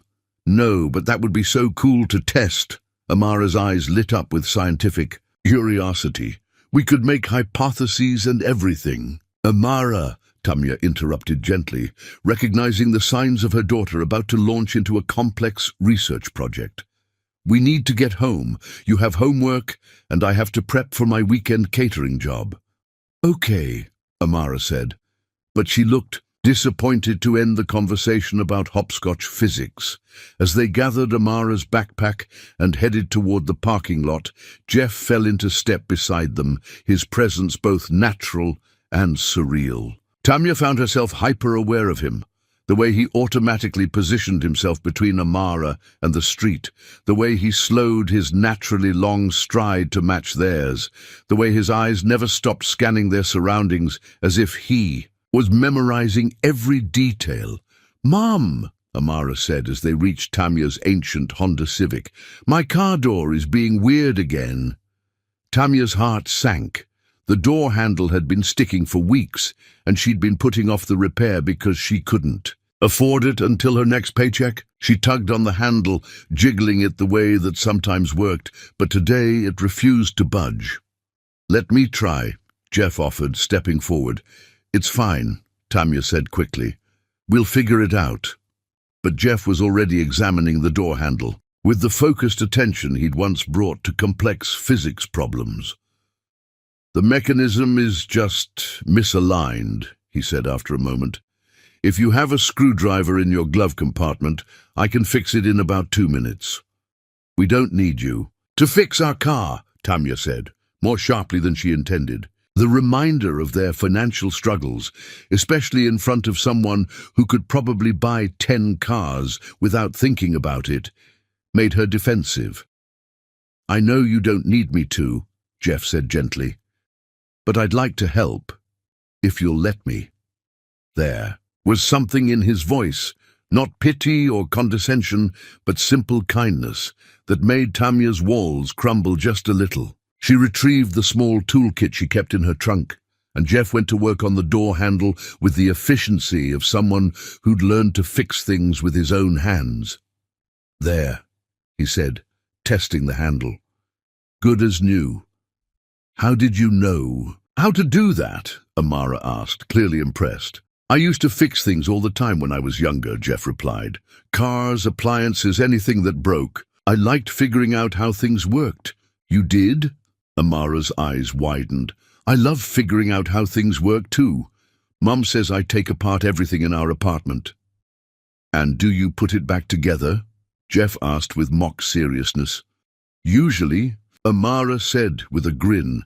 "Sometimes it works better than before." Jeff laughed, a real laugh, warm and delighted, and Tamya felt her heart stutter. It had been so long since she'd heard him laugh like that, with pure joy, instead of the careful, measured responses she remembered from their recent encounters. "Thank you," she said quietly as Jeff closed the hood, "for fixing the door."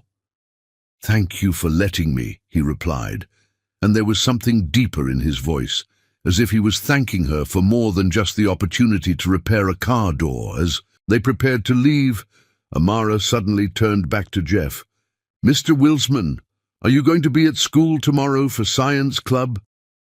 "If Mrs. Chen doesn't ban me for being a terrible playground supervisor," Jeff said with a smile. "You're not terrible," Amara protested. "You helped Sarah with her knee, and you knew about hopscotch physics, and you fixed our car. I think you're pretty good at supervising." The simple statement, delivered with 9-year-old sincerity, clearly affected Jeff deeply. "Thank you, Amara. That means a lot to me." As they drove home, Amara chattering about her day and her excitement for tomorrow's science club, Tamya found herself thinking about the man she'd just left standing in the school parking lot. This wasn't the polished, distant CEO who'd shown up at her clinic 2 weeks ago. This was someone gentler, more vulnerable. Someone who carried superhero band-aids and knew how to fix car doors and listened to 9-year-olds explain hopscotch strategy with genuine interest. This was someone who reminded her dangerously of the boy she'd fallen in love with 10 years ago. That night, after Amara was asleep, Tamya sat at her kitchen table with a cup of tea and tried to process the day. Her phone buzzed with a text from an unknown number. "Thank you for letting me be part of her world today, even just for a few minutes. I know I don't deserve your trust, but I'm going to keep showing up anyway. Not because I think I can force my way back into your lives, but because she deserves to know that her father wants to be there for her, even if it takes time for her to want me there too." Tamya stared at the message for a long time before typing back. "She asked about you tonight, about whether you'll really be at science club tomorrow. I told her yes, you would be. Don't make me a liar." His response came immediately. "I'll be there. I promise." And for the first time in 10 years, Tamya found herself believing that maybe Jeff Wilsman's promises might actually mean something after all. Outside her kitchen window, the Seattle night stretched wide and full of possibilities. Somewhere across the city, Jeff was probably lying awake too, thinking about hopscotch physics and Wonder Woman band-aids and the way their daughter's face lit up when she talked about science. For the first time since that night on the bus, Tamya allowed herself to consider the dangerous possibility that maybe, just maybe, some people really could change, and maybe, just maybe, some love stories deserved a second chance. Chapter 7. Healing the Wounds of Yesterday. The call came at 2:17 a.m. on a Tuesday, jolting Tamya from a restless sleep. Amara's name on her phone screen sent immediate panic through her system. Her daughter was supposed to be safe in her bed just down the hall. "Mrs. Bacco, this is Dr. Patterson at Seattle Children's Hospital. Your daughter was brought in about an hour ago with symptoms of pneumonia. She's stable, but we'd like you to come in." Tamya's world tilted. Pneumonia? But she was fine when I put her to bed. She just had a little cough. "Children can deteriorate quickly with respiratory infections," Dr. Patterson said gently. "She's responding well to treatment, but she's been asking for you." Tamya was already throwing on clothes, her hands shaking as she searched for her keys. Mrs. Rodriguez, their neighbor who watched Amara when Tamya worked late shifts, must have found her struggling to breathe and called 911. Tamya's phone showed 3 missed calls. She'd been exhausted from pulling a double shift and had slept through them all. The drive to the hospital was a blur of rain-slicked streets and emergency lights. Tamya's mind raced with worst-case scenarios, every fear she'd carried as a single parent crystallizing into sharp terror. What if she'd lost her? What if she'd missed the signs? What if? Room 314, the nurse told her, and Tamya ran down the hallway, her heart hammering against her ribs. Amara looked so small in the hospital bed, dwarfed by machines and monitors, an oxygen mask covering half her face, but her eyes were alert and they lit up when she saw her mother. "Mama," she whispered, as Tamya gathered her into a careful hug, mindful of the IV lines and monitoring cables. "I'm here, baby. I'm right here." "I couldn't breathe," Amara said, her voice muffled by the oxygen mask. "Mrs. Rodriguez called the ambulance, and I was scared you wouldn't find me." "I'll always find you," Tamya promised, smoothing Amara's hair back from her feverish forehead. "Always." Dr. Patterson appeared in the doorway, a kind-faced woman with graying hair and tired eyes. "She's going to be fine," she assured Tamya immediately. "Bacterial pneumonia caught early. We've got her on antibiotics and respiratory support. She should be able to go home in a few days." Relief flooded through Tamya so powerfully that she had to sit down. "Thank you. Thank you so much. There's someone in the waiting room asking about her, Dr. Patterson added. A Mr. Wilsman. He says he's a family friend. Tanya's heart stuttered. Jeff's here? He's been here for about an hour. Apparently, Mrs. Rodriguez had your emergency contact list, and his number was on it from the school volunteer forms. Tanya closed her eyes, remembering. She'd listed Jeff as an emergency contact for school activities without really thinking about it. A reflexive action, because his name had felt natural next to hers on the form. Can you stay with her for a minute? Tanya asked Dr. Patterson. I need to... Of course. Tanya found Jeff in the family waiting area, pacing like a caged animal. He'd clearly dressed in a hurry. Jeans, a wrinkled t-shirt, sneakers without socks. His hair was disheveled, and his eyes were red-rimmed with exhaustion and worry. How is she? He asked immediately when he saw Tanya. She's going to be okay, Tanya said, and watched Jeff's shoulders sag with relief. Bacterial pneumonia. They caught it early. Jeff sat down heavily in one of the uncomfortable plastic chairs. Mrs. Rodriguez called me around 1:30. She was crying, saying Amara couldn't breathe and the ambulance was coming, and I had to be here. You didn't have to come, Tanya said quietly, taking the seat next to him. Yes, I did. Jeff looked at her with an intensity that made her breath catch. She's my daughter, Tanya. When someone calls to tell me she's in the hospital, there's nowhere else in the world I'd rather be. The simple declaration, delivered with absolute conviction, cracked something open in Tanya's chest. This was what she'd dreamed of 10 years ago, a partner who would drop everything to be there when their child needed them, someone who understood that parenthood meant showing up, especially in the scary moments. She was asking for you, Tanya said softly. In the ambulance, Mrs. Rodriguez said she kept saying she wanted her mom and her dad. Jeff's breath hitched. She called me her dad? Not directly, but Mrs. Rodriguez said she was talking about the nice man from school who knows about science and fixes things. She wanted you there. Tears spilled down Jeff's cheeks, and he didn't bother to wipe them away. Can I see her? Together, they walked back to Amara's room. Their daughter was drowsing, the fever medication making her sleepy, but she perked up. When she saw Jeff, Mr. Jeff, she said, her voice still raspy but stronger than before. You came. Of course I came, Jeff said, moving to the other side of her bed. I heard you weren't feeling well, and I wanted to make sure you had everything you needed. The doctors are nice, Amara reported seriously. And the machines are really interesting. Did you know they can measure exactly how much oxygen is in your blood? It's like having a computer inside your body. Jeff smiled, his face still wet with tears. That is pretty amazing. Are you feeling better? A little. My chest still hurts, but not as much. And I'm not scared anymore because Mom's here, and you're here too. We're both here, Jeff confirmed, catching Tanya's eyes over their daughter's head. We're not going anywhere.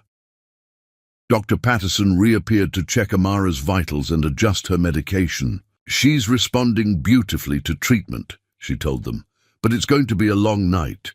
You're welcome to take shifts if you'd like. The chairs convert to pull-out beds. I'm staying, Tanya said immediately. Me too, Jeff added. You don't have to, Tanya started. Try to make me leave, Jeff interrupted gently. Just try. As the night wore on, they settled into an unexpected rhythm. Tanya held Amara's hand, while Jeff read to her from a book of science facts he'd somehow procured from the hospital gift shop. When Amara fell asleep, they sat in the uncomfortable chairs, speaking in whispers so they wouldn't wake her.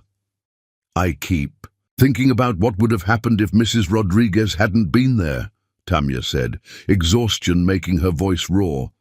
If she hadn't heard Amara coughing through the thin walls, if she hadn't thought to check on her, but she was there, Jeff said firmly, and Amara's okay. This time. Tanya wrapped her arms around herself. But what about next time?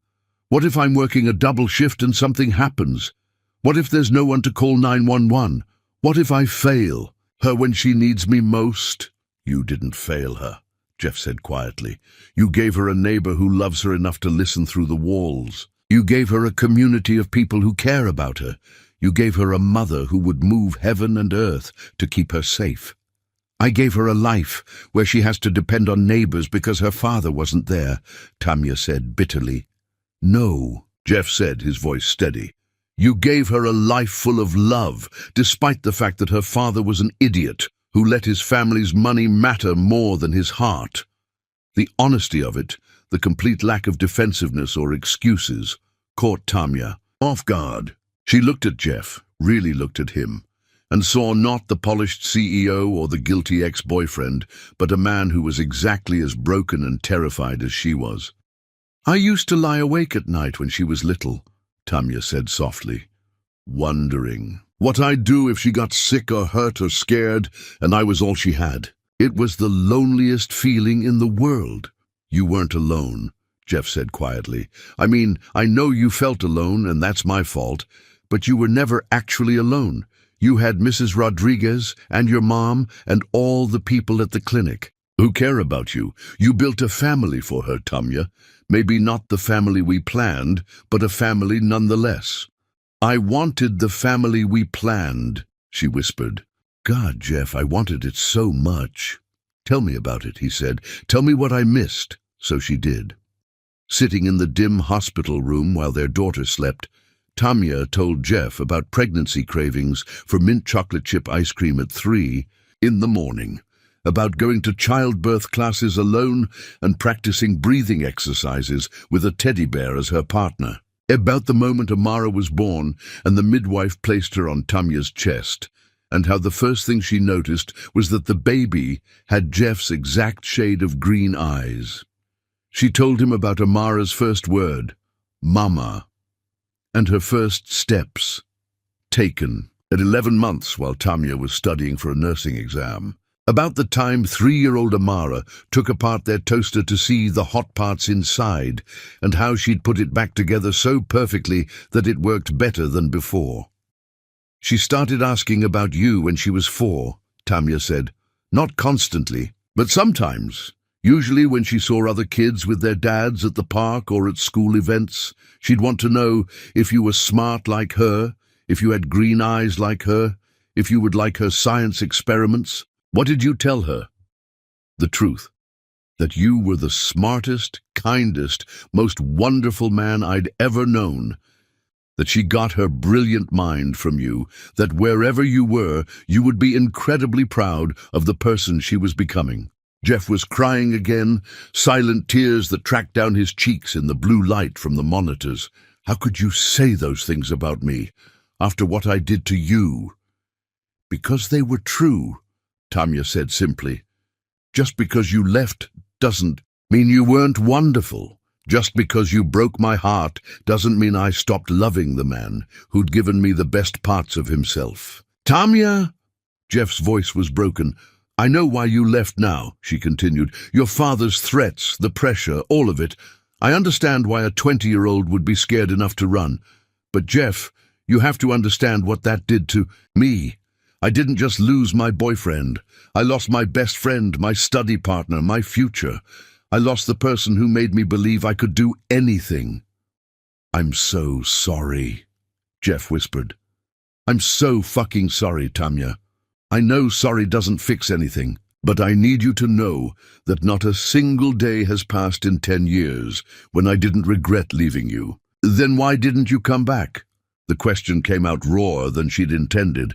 Even if you believed your father's threats at first, you're a smart man.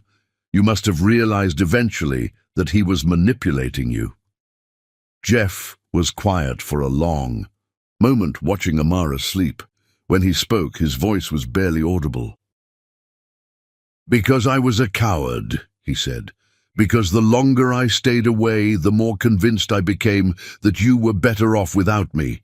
Because I told myself you'd moved on, found someone worthy of you. built a beautiful life that I'd only destroy if I tried to come back into it. I never moved on, Tamya said quietly. There was never anyone else.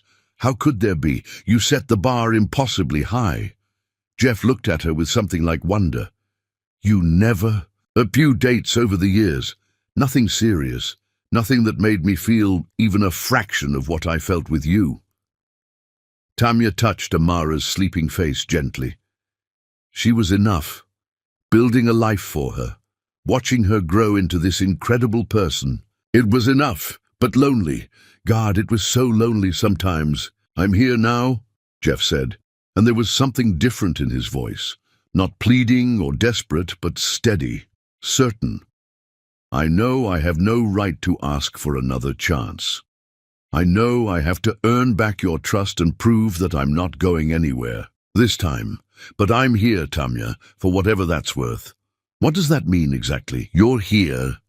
Jeff reached across the space between their chairs and took her hand. His touch was warm, familiar, electric in a way that made her breath catch. It means I cut all ties with my father and his company, he said. It means I'm liquidating my trust fund and using the money to start a foundation that will provide scholarships for single mothers going to medical school. It means I bought a house in Amara's school district so I can be close to her. It means I'm not going anywhere ever again, whether you decide to give me another chance or not. Tamya stared at him. You did all that? I did all that, he confirmed. Because this, he gestured to encompass their daughter sleeping peacefully between them. This is my family. You are my family, and I'm done letting anyone else decide what matters more than the people I love. The words hung in the air between them, charged with 10 years of longing and regret and hope. Tamya felt something shift inside her chest, like a door she'd locked 10 years ago was finally creaking open. Jeff, I love you, he said simply. I've loved you since I was 20 years old, and I'll love you when I'm 90. I love the woman you were in college, and I love the incredible mother you've become. I love your strength and your compassion, and the way you've raised our daughter to be brilliant and kind. I love that you forgave me enough to speak well of me to her, even when you had every reason to poison her against me. Don't, Tamya whispered, but her hand was still in his, and she wasn't pulling away. I'm not asking you to love me back, Jeff continued. Not yet. I'm just asking for the chance to earn it. The chance to prove that I'm the man you fell in love with, not the boy who was too scared to fight for you. Amara stirred in her sleep, making a small sound of distress. Both parents immediately leaned forward, Tamya smoothing her daughter's hair while Jeff adjusted her blanket. For a moment, they were simply two people united in their love for their child, working together to keep her comfortable. She needs both of us, Tamya said softly, watching Amara settle back into peaceful sleep. Yes, Jeff agreed. She does. I'm scared, Tamya admitted. I'm scared of trusting you again. I'm scared of letting you into our life and then having you decide it's too hard or too complicated. I'm scared of Amara getting attached to you and then losing you. I'm scared too, Jeff said honestly. I'm scared I'll mess this up. I'm scared I'll never be good enough to deserve either of you. I'm scared that 10 years is too long to come back from. Maybe we can be scared together, Tamya said, and something in her voice made Jeff look at her sharply. Tamya, I never stopped loving you either, she said in a rush, the words exploding out like they'd been building pressure for 10 years. I tried. God knows I tried. But you're still there, in every good memory, in every moment of happiness with Amara. You're in her laugh, and her curiosity, and her stubborn chin. You're in the way she approaches problems and sees the world. I couldn't stop loving you, because you're woven into everything good in my life. Jeff's hand tightened on hers. Does that mean... It means I want to try, Tamya said, her voice shaking. It means I want to believe that people can change, that love can be stronger than fear, that our family can be what we always dreamed it could be. Are you sure? Instead of answering with words, Tamya stood up and moved closer to Jeff's chair. He looked up at her with questioning eyes, and she could see her own vulnerability reflected there, the same desperate hope, the same terrified longing. "I'm sure," she whispered, and leaned down to kiss him.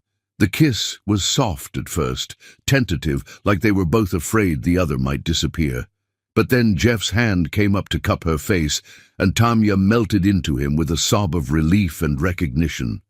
This was home. This was what she'd been missing for 10 years. Not just the physical touch, but the feeling of being completely known and completely loved. When they broke apart, both were crying. "I missed you," Jeff whispered against her lips. "Every day, I missed you." "I missed you too," Tamya replied. "So much it felt like I was missing a part of myself." They held each other in the dim hospital room, their daughter sleeping peacefully nearby, and for the first time in 10 years, both of them felt complete. Outside, dawn was beginning to break over Seattle, painting the sky in shades of hope and new beginnings. "What happens now?" Tamya asked, her head on Jeff's shoulder. "Now we take it one day at a time," Jeff said, pressing a kiss to her hair. "Now we figure out how to be a family. Now we show Amara what it looks like when two people love each other enough to fight for their happiness." "I want that," Tamya said. "I want all of that." "Then we'll have it," Jeff promised. "Whatever it takes, however long it takes, we'll have it." As the sun rose over the city, Amara stirred and opened her eyes to find both her parents beside her bed, holding hands and smiling through their tears. "Are you guys okay?" she asked, her voice still raspy but concerned. "We're perfect," Tamya said, kissing her daughter's forehead. "We're finally perfect." And for the first time in her 9 years of life, Amara fell back asleep feeling completely safe, surrounded by the love of both her parents and the promise of all the tomorrows they would share together. Chapter 8. The Moment Truth Changes Everything. 3 weeks after the hospital, Amara was back to her energetic self, though Tamya still caught her breath every time her daughter coughed. Jeff was no longer the friendly volunteer, but a constant presence, picking Amara up from school, helping with homework, fixing their washing machine, and teaching her to change a tire. Today was Amara's 10th birthday, and Jeff had planned the most epic birthday celebration in the history of 10-year-olds. Their small apartment was decorated with purple and silver streamers, and the coffee table groaned under carefully wrapped presents. "Close your eyes," Jeff said, placing a large box in front of Amara. "This one's special," Amara giggled, covering her eyes, while Tamya watched from the kitchen doorway, her heart full. "Okay, open them." Amara gasped at the telescope, a beautiful professional-grade instrument. "It's just like the ones real astronomers use," Jeff explained, kneeling beside her. "We can set it up tonight and look at the moon, Jupiter, and maybe some nebulas." "This is for me?" Amara breathed, running her hands over the smooth metal. "Really?" "Really," Jeff confirmed. "I figured it was time you had tools to match your curiosity about the universe." Amara threw her arms around Jeff's neck. "Thank you, Jeff. This is the best present anyone's ever given me." "You're welcome, sweetheart. But there's something else I want to give you today, something even more important than a telescope." Amara tilted her head curiously. "What's that?" Jeff glanced at Tamya, who nodded encouragingly. They'd talked about this moment for days, trying to find the right words, the right time. But watching their daughter's face light up with wonder and joy, surrounded by the evidence of how much she was loved, Tamya knew there would never be a more perfect moment. "Well," Jeff said carefully, "you know how you've always wondered about your dad?" Amara's expression grew serious. "Yeah, Mom says he was really smart and would be proud of me." "Your mom is absolutely right," Jeff said, his voice thick with emotion. "He is incredibly proud of you every single day." "How do you know?" Amara asked, confused. Jeff took a deep breath. "Because, Amara, I'm your dad." The words hung in the air. Amara stared at Jeff with wide green eyes, processing this with careful consideration. "You're my dad?" she said slowly. "My real dad." "Your real dad," Jeff confirmed. "I knew it," Amara interrupted, her face breaking into a brilliant smile. I didn't consciously know it, but something inside me knew. You have my eyes, and you think like me, and you understand science the same way I do. And you feel like family, you know? Like you belong with us." The simple, innocent acceptance hit Jeff like a physical blow. He'd spent weeks agonizing over this conversation, imagining anger or confusion or rejection. He'd never imagined that his daughter would greet the news with pure joy. "You're not mad?" he asked, his voice barely a whisper. "Why would I be mad?" Amara asked practically. "I've been wanting a dad my whole life, and it turns out I had one all along. That's like the best birthday surprise ever." Jeff laughed, but it came out as a sob. "I'm sorry I wasn't here before. I'm sorry it took me so long to find you." "But you're here now," Amara said, echoing the words Jeff had spoken to Tamya in the hospital. "That's what matters, right? That you're here now and you're going to stay?" "I'm never leaving," Jeff promised, pulling her into his arms. "Never, ever leaving. You're stuck with me for the rest of your life." "Good," Amara said firmly, hugging him back. "Because I have a lot of science experiments planned, and I'm going to need an assistant." Tamya wiped tears from her cheeks as she watched her daughter and Jeff hold each other. 10 years of separation healing in the space of a single embrace. This was what love looked like. Not perfect, not without scars, but complete and unbreakable and absolutely right. "So," Amara said, pulling back to look at both her parents, "does this mean we're a family now? Like, officially?" "We've always been a family," Tamya said, joining them on the couch. "We were just missing a piece for a while. But now we're all together," Amara said with satisfaction. "Mom, Dad, and me, a real family." The word "dad," spoken in Amara's clear, confident voice, made Jeff close his eyes and take a shuddering breath. 10 years of wondering, 10 years of guilt and regret and desperate longing, and it all came down to this: his daughter calling him Dad, like it was the most natural thing in the world. "Can I ask you something?" Amara said, looking between her parents with curious eyes. "Anything," Jeff said immediately. "Why weren't you here before? I'm not mad or anything, but I'd like to understand." Jeff and Tamya exchanged glances. They'd prepared for this question too, trying to find an age-appropriate way to explain family pressure and manipulation and the mistakes people make when they're young and scared. "Sometimes," Jeff said carefully, "adults make really bad decisions when they're afraid. When I was younger, I let other people convince me that leaving was the right thing to do, even though it felt wrong in my heart. I thought I was protecting you and your mom, but really I was just being a coward." "What changed your mind?" Amara asked.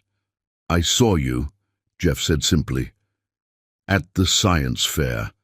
I looked at this brilliant, beautiful girl explaining statistical analysis, like it was poetry, and I realized I'd been an idiot. I realized that nothing in the world was more important than being your dad."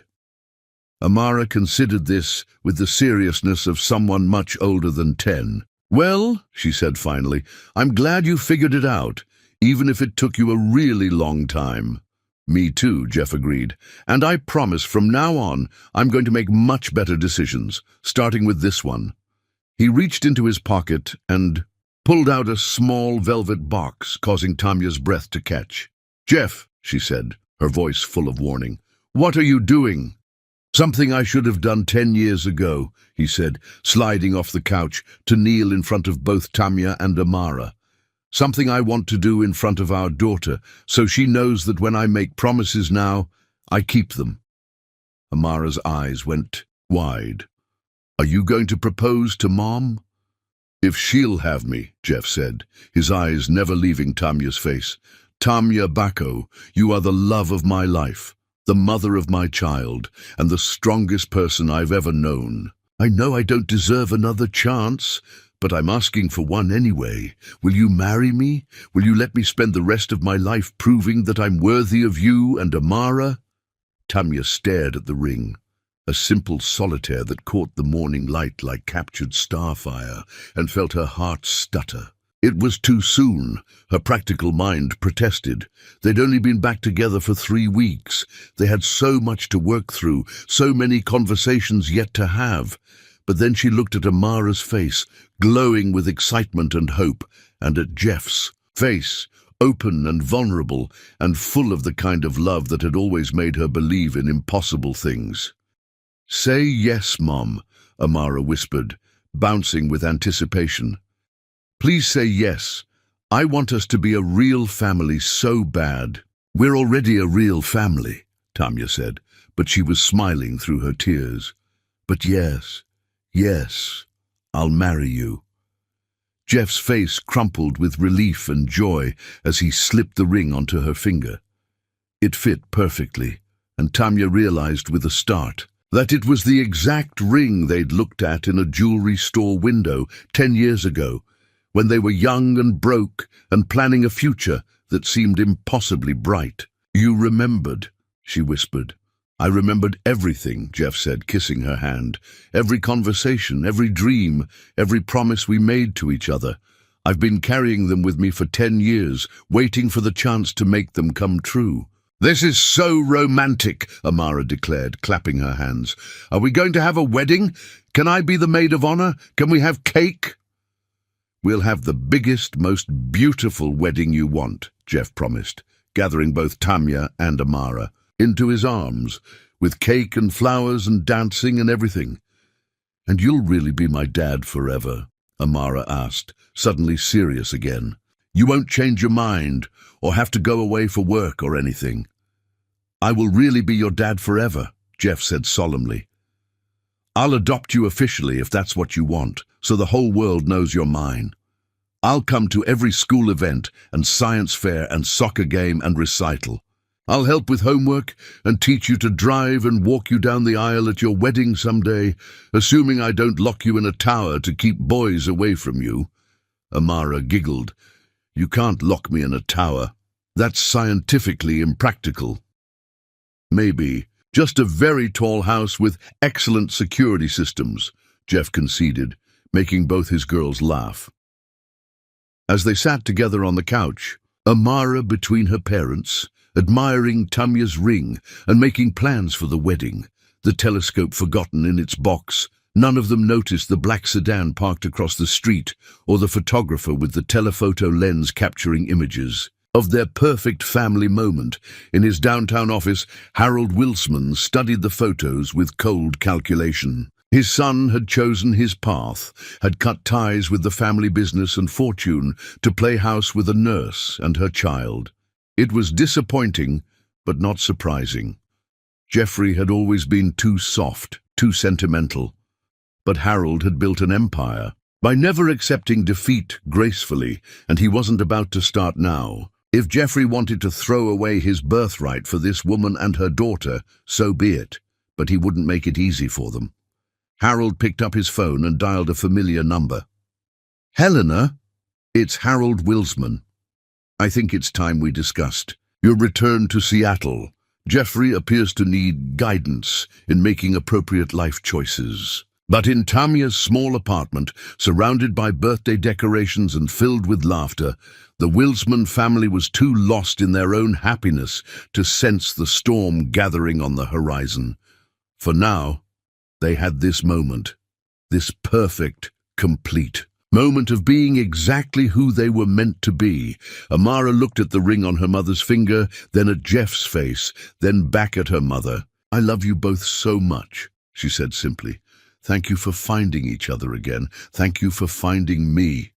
Thank you for waiting for us," Jeff said, kissing the top of her head.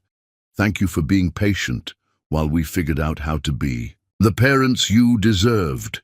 Thank you for being exactly who you are," Tamya added, wrapping her arms around both her husband-to-be and their daughter. "Thank you for being our hope and our heart and our everything." Outside, Seattle sparkled in The afternoon sun, full of possibilities and new beginnings, and in a small apartment filled with love, a family that had been broken was finally beautifully whole. As they set up the telescope on the fire escape, Jeff showed Amara how to find Jupiter while Tamia made hot chocolate, a birthday tradition. From when Amara was 4, "Dad, look!" Amara exclaimed. "Jupiter has stripes, and those tiny dots, are those really moons?" "Those are really moons," Jeff confirmed, his heart swelling every time she called him Dad. Io, Europa, Ganymede, and Callisto. Galileo discovered them over 400 years ago. So, we're seeing the same things Galileo saw. That's like time traveling with light. Jeff caught Tamia's eye over their daughter's head, both marveling at the brilliant mind they'd created together. "Make a wish," Jeff told Amara as they spotted their first shooting star. "I don't need to," Amara replied, nestled safely between her parents under a blanket. "Everything I ever wished for already came true." And as the stars wheeled overhead, the newly reunited family held each other close and dreamed of all the tomorrows they would share, unaware that their greatest test was yet to come, but confident that together they could weather any storm. Chapter 9. When Love Faces Its Greatest Test. The legal papers arrived on a Tuesday morning, delivered by a courier, who looked apologetic. Inside was a petition that made Tamia's blood turn to ice. Helena Ashworth Wilsman versus Jeffrey Wilsman and Tamia Bacco, petition for emergency custody and guardianship of minor child Amara Bacco. Tamia's hands shook as she read. The petitioner seeks emergency custody of the minor child Amara Bacco, age 10, on grounds that the current living situation presents immediate danger to the child's welfare. The biological father has demonstrated a pattern of abandonment and instability, having previously abandoned all parental responsibilities for 10 years before suddenly re-entering the child's life. The biological mother has demonstrated poor judgment in allowing an unstable influence around her vulnerable daughter. The words blurred as tears filled her eyes. Helena Ashworth Wilsman, Jeff's ex-wife, the woman he'd married briefly in Boston before divorcing 2 years later. Tamia had never met her, but she knew the name. Old Boston Money, the kind of woman Harold Wilsman had always intended his son to marry. "Mom?" Amara appeared in the kitchen doorway, backpack slung over her shoulder, ready for school. "What's wrong? You look scared." Tamia quickly folded the papers, forcing a smile. "Nothing, sweetheart. Just some boring adult paperwork. Are you ready for your math test today? I studied with Dad last night, remember? He said I could probably teach the class myself at this point." Amara's face lit up at the mention of Jeff, the way it always did. In the 2 months since they'd become an official family, she'd bloomed like a flower in sunshine, secure in the knowledge that both her parents loved her unconditionally.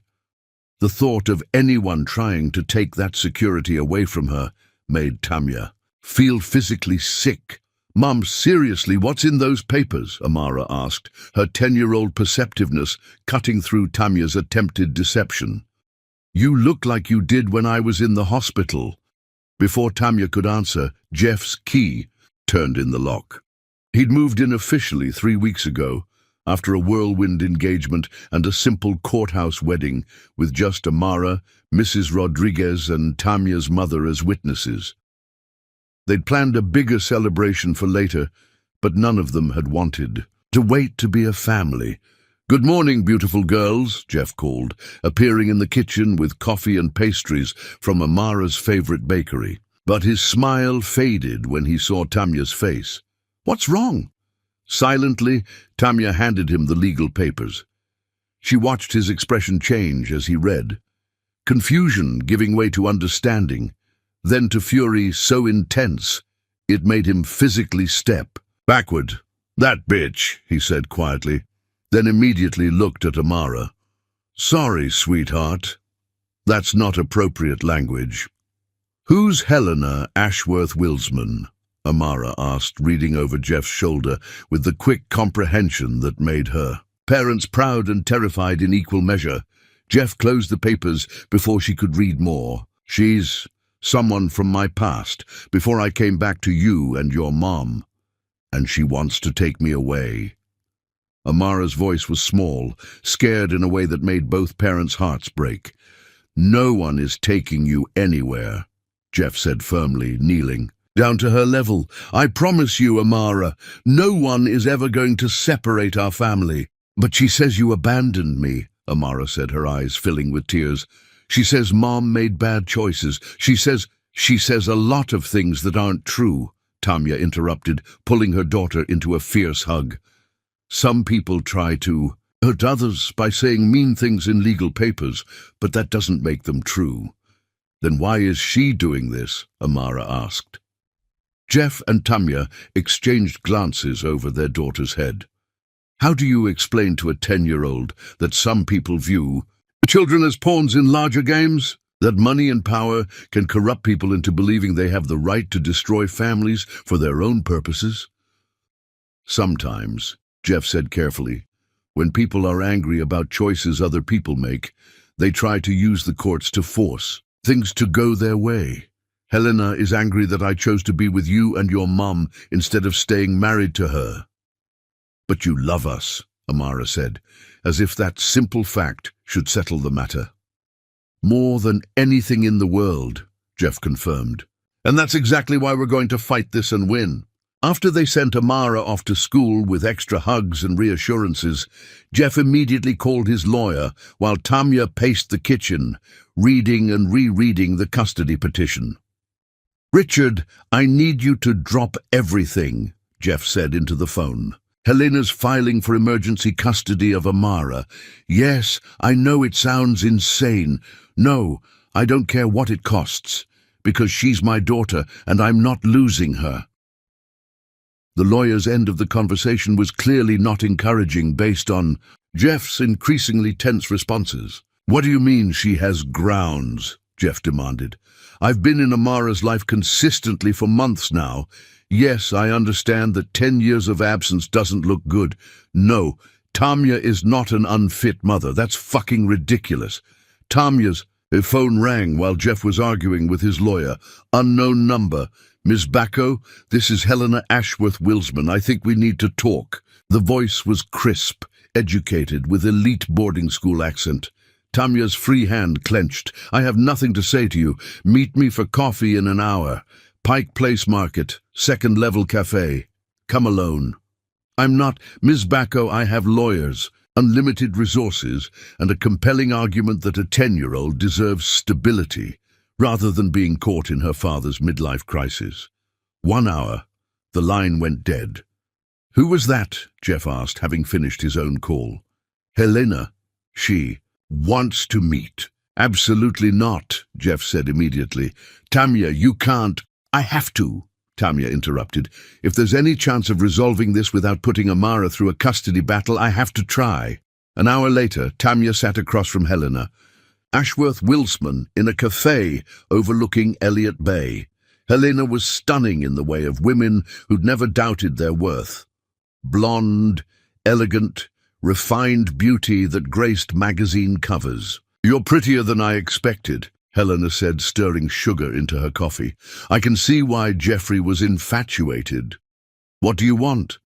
"I want Jeffrey back," Helena said simply, "and I'm prepared to use whatever leverage necessary, including trying to take our daughter." "Your daughter is leverage. I don't actually want custody of a 10-year-old. Children are noisy and interfere with travel." But Jeffrey's always been sentimental about family. The casual cruelty made Tamya's stomach turn. "You're talking about a child." "I'm talking about a strategic asset," Helena interrupted. "One that you're going to help me deploy." "I would never—" "Oh, but you will. Because the alternative is a very public custody battle that will traumatize your daughter and expose every detail of your relationship to media scrutiny." Tamya felt sick. "There's nothing wrong with working hard to support my family." "Of course not," Helena agreed smoothly. But a good lawyer can make anything look irresponsible. The night shifts at the clinic while your daughter was home alone. The catering jobs that kept you away on weekends. The fact that you let Jeffrey into her life so quickly after 10 years of absence, without proper psychological evaluation or background checks. He's her father. Is he? Helena's smile turned predatory.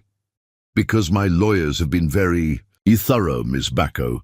There's no paternity test on file, no legal documentation establishing Jeffrey's parental rights. For all the court knows, you're a desperate single mother who's latched onto a wealthy man and convinced a lonely little girl to call him daddy. The words hit Tamia like physical blows. Everything Helena was saying was technically true. In their joy at being reunited, they'd never bothered with legal formalities. Amara's birth certificate listed father as unknown, and they'd been planning to handle adoption paperwork after the wedding. What do you want? Tamia asked again, her voice hollow. I want you to convince Jeffrey that this relationship isn't working, Helena said. I want you to tell him that the pressure is too much, that Amara is confused and acting out, that you think it's better if he steps back for a while. I want you to break up with him. And if I do that? Then I withdraw the custody petition with a gracious statement about how I was concerned for the child's welfare, but now I see that the situation has resolved itself naturally. Everyone wins. Except Amara, Tamia pointed out. And Jeff. And me. Well, Helena said with a shrug, you can't make an omelet without breaking some eggs. Tamia stared at this woman, beautiful, wealthy, utterly without conscience, and felt a rage so pure it surprised her. No, she said simply. Helena's eyebrows rose. Excuse me? I said no. Tamia stood up, her hands trembling but her voice steady. I'm not going to destroy my family to satisfy your twisted need for control. If you want to fight us in court, bring it on. But I'm not going to hand you Jeffrey and Amara just because you threaten us. Ms. Bacco, you don't understand what you're up against. I understand perfectly, Tamia interrupted. I'm up against a spoiled woman who thinks people are possessions to be collected and traded. But here's what you don't understand. Jeffrey isn't the same man you married. He's not someone who can be manipulated or threatened into abandoning his family. And Amara and I aren't going anywhere. Helena's composure cracked slightly. You're making a mistake. I have resources you can't even imagine. And I have something you'll never understand, Tamia said, leaning forward. I have a family worth fighting for. I have a daughter who deserves both her parents and a husband who would burn the world down before he'd let anyone hurt us. You can't buy that, Helena. You can't threaten it away or manipulate it out of existence. We'll see, Helena said coldly. As Tamia walked away from the cafe, her phone buzzed with a text from Jeff. How did it go? She wants you back and she's using Amara as leverage, Tamia typed back. But I told her no. Good, come home. We need to prepare for war. But when Tamia arrived home, she found Jeff at their kitchen table with a man in an expensive suit, clearly Helena's lawyer. Tamia, Jeff said, his face grey. This is David Morrison. He's representing Helena, Ms. Bacco, Morrison said coldly. I'm here to inform you that my client has filed an emergency motion for immediate temporary custody, citing new evidence of imminent danger. What evidence? Tamia demanded. Morrison pulled out photographs. These show the child walking to school alone, crossing busy streets without adult supervision. Tamia stared at images of Amara's normal morning routine. She walks to school. Lots of kids walk to school. Not children who are the subject of custody disputes, Morrison replied. The hearing is tomorrow at 9 a.m. After Morrison left, Jeff and Tamia sat in stunned silence. They're going to take her, Tamia whispered. No, Jeff said fiercely, pulling her into his arms. They are not taking Amara. That evening, when Amara came home bubbling about a science project, they had to tell her about the court hearing. "But I don't want to live with Helena," Amara said, scared. "I want to stay with you and Dad." "We're going to fight for you," Jeff promised. "Whatever happens, we're going to fight for our family." Chapter 10, Love's Perfect Victory. The King County Courthouse buzzed with tension. Judge Patricia Chen presided over courtroom 4B with no-nonsense efficiency. Tamya sat beside Jeff, feeling outmatched by Helena's legal team. But behind them, the gallery was filled with unexpected support. Mrs. Rodriguez, Dr. Martinez, and nurses. From the clinic, Mrs. Chen and teachers from Amara's school, and Tamya's mother Maria, who'd flown in despite her fear of flying. "This court's only concern is the best interests of the child," Judge Chen began. "Nothing else matters." Helena's lawyer called a private investigator who'd been photographing Amara, but instead of supporting their case, he testified, "She seemed happy, confident. The whole neighborhood watches out for her. If anything, she seemed more aware and socially connected than most kids I observe." Mrs. Rodriguez testified about Tamya's dedication and how Amara was finally complete with Jeff in her life. Dr. Martinez spoke about Tamya's professionalism. Mrs. Chen described Amara's remarkable achievements, but it was Maria's testimony that truly moved the courtroom. "My daughter," she said in heavily accented English, struggling to find the words. "She give up everything for Amara. Medical school, her dreams, everything. She work 3 jobs, never complain. She make sure Amara have everything she need, love, education, values. When Jeff come back, I see my daughter finally happy again. I see my granddaughter have papa who love her like she deserve." "Mrs. Bacco," Richard said gently, "in your opinion, is Amara better off with both her parents?" Maria's eyes filled with tears.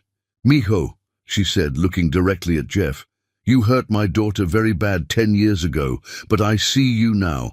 I see how you love them both. Amara need her papa.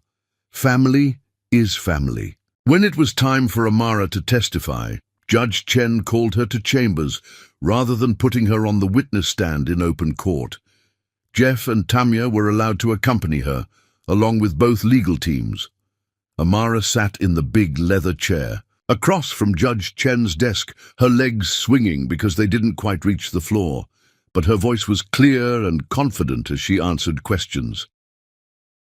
"Amara," Judge Chen said kindly, "do you understand why we're here today?" "Yes, ma'am. Some lady named Helena wants me to come live with her instead of with my mom and dad. And how do you feel about that?" Amara's expression grew serious. "I don't want to live with Helena. I don't even know her. She's never read me bedtime stories, or helped with my homework, or taught me about constellations.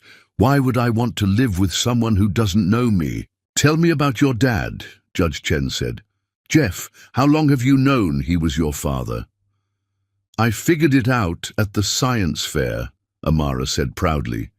"He has the same eyes as me, and he thinks about problems the same way I do. Plus, he felt like family right away, you know, like he belonged with us." "And do you feel safe with him?" "Super safe," Amara said immediately. "He carries superhero band-aids in case I get hurt, and he knows first aid, and he fixed our car when it was broken. He teaches me about science and helps me with math problems that are too hard for other grown-ups. And he makes my mom happy. She smiles all the time now." "What would you say to Helena if she were here?" Judge Chen asked. Amara thought about this. "Seriously, I'd say thank you for being worried about me, but I already have a family. I don't need a rich mom. I need the mom who stayed up all night when I was sick and worked 3 jobs to buy me books and never, ever made me feel like I was too much trouble. And I don't need a rich dad. I need the dad who reads me stories about space and lets me help him fix things and promises he'll never leave again." Judge Chen nodded slowly. "One more question, Amara. What makes you happy?" "Being with my mum and dad," Amara said without hesitation. Learning new things and doing experiments and knowing that when I come home from school, they'll both be there wanting to hear about my day. That's what makes me happy. Back in the courtroom, there was sudden commotion. Harold Wilsman entered with FBI agents and a woman carrying a briefcase. Your Honor, the woman said, I'm Agent Kim with the FBI Financial Crimes Division. We have information relevant to this case. We've been investigating embezzlement from the Wilsman Foundation. Helena Ashworth Wilsman has been systematically stealing from the foundation for 3 years, using the money to fund this custody suit as part of an extortion scheme. Helena went pale. Harold walked to the witness stand. 10 years ago, I made the worst mistake of my life, he said, looking at Amara. I threatened my son into leaving the woman he loved. Yesterday, I met Amara for the first time. She is brilliant, kind, confident, and clearly loved beyond measure. My son has found his family, and I'll be damned if I let my past mistakes destroy his future again. Judge Chen was quiet for a long moment. In 30 years on the bench, I've rarely seen a case where the child's best interests were so clear. This little girl is thriving. Ms. Ashworth Wilsman, your petition is denied. The courtroom erupted in cheers. Amara threw herself into Jeff's arms, while Tamya sobbed with relief. 6 months later, the Wilsman family stood on a bluff overlooking Puget Sound. Jeff had rented the campsite for a weekend, bringing Amara's telescope and s'mores supplies. Look, Mom, Amara called from the telescope. I found Jupiter. You can see 3 of its moons. Jeff appeared beside Tamya, taking her hand. A year ago, I thought I'd lost my chance at happiness forever. But standing here with you and Amara, I realize I've been given something even better, a life more beautiful than anything I could have imagined. He dropped to one knee, pulling out a small velvet box. We're already married, but I never properly proposed with our daughter as witness. Will you marry me again? In front of all our friends and family this time? Yes, Tamya said, laughing through her tears. Yes, 1,000 times yes. 3 months later, they renewed their vows in a garden overlooking Elliott Bay, surrounded by everyone who'd stood with them. Amara served as maid of honor, beaming with pride at her parents' love. The story ended not with simple, happily ever after, but with a beginning. In their new house, Jeff taught Amara advanced calculus, while Tamya, now pregnant with twins, watched from the kitchen doorway and marveled at the family they'd built from broken dreams. Mom, Amara called, working on a genetics project. Do you think the babies will be as smart as me? Smarter, Tamya said, her hand on her growing belly. They'll have the advantage of growing up in a house full of love from day one. Jeff caught Tamya's eye, his expression full of wonder and endless love. They'd traveled a long, difficult road, but every struggle had been worth it for this moment, this perfect, complete, unbreakable family. Love had won, as it always does when it's brave enough to fight for what matters most.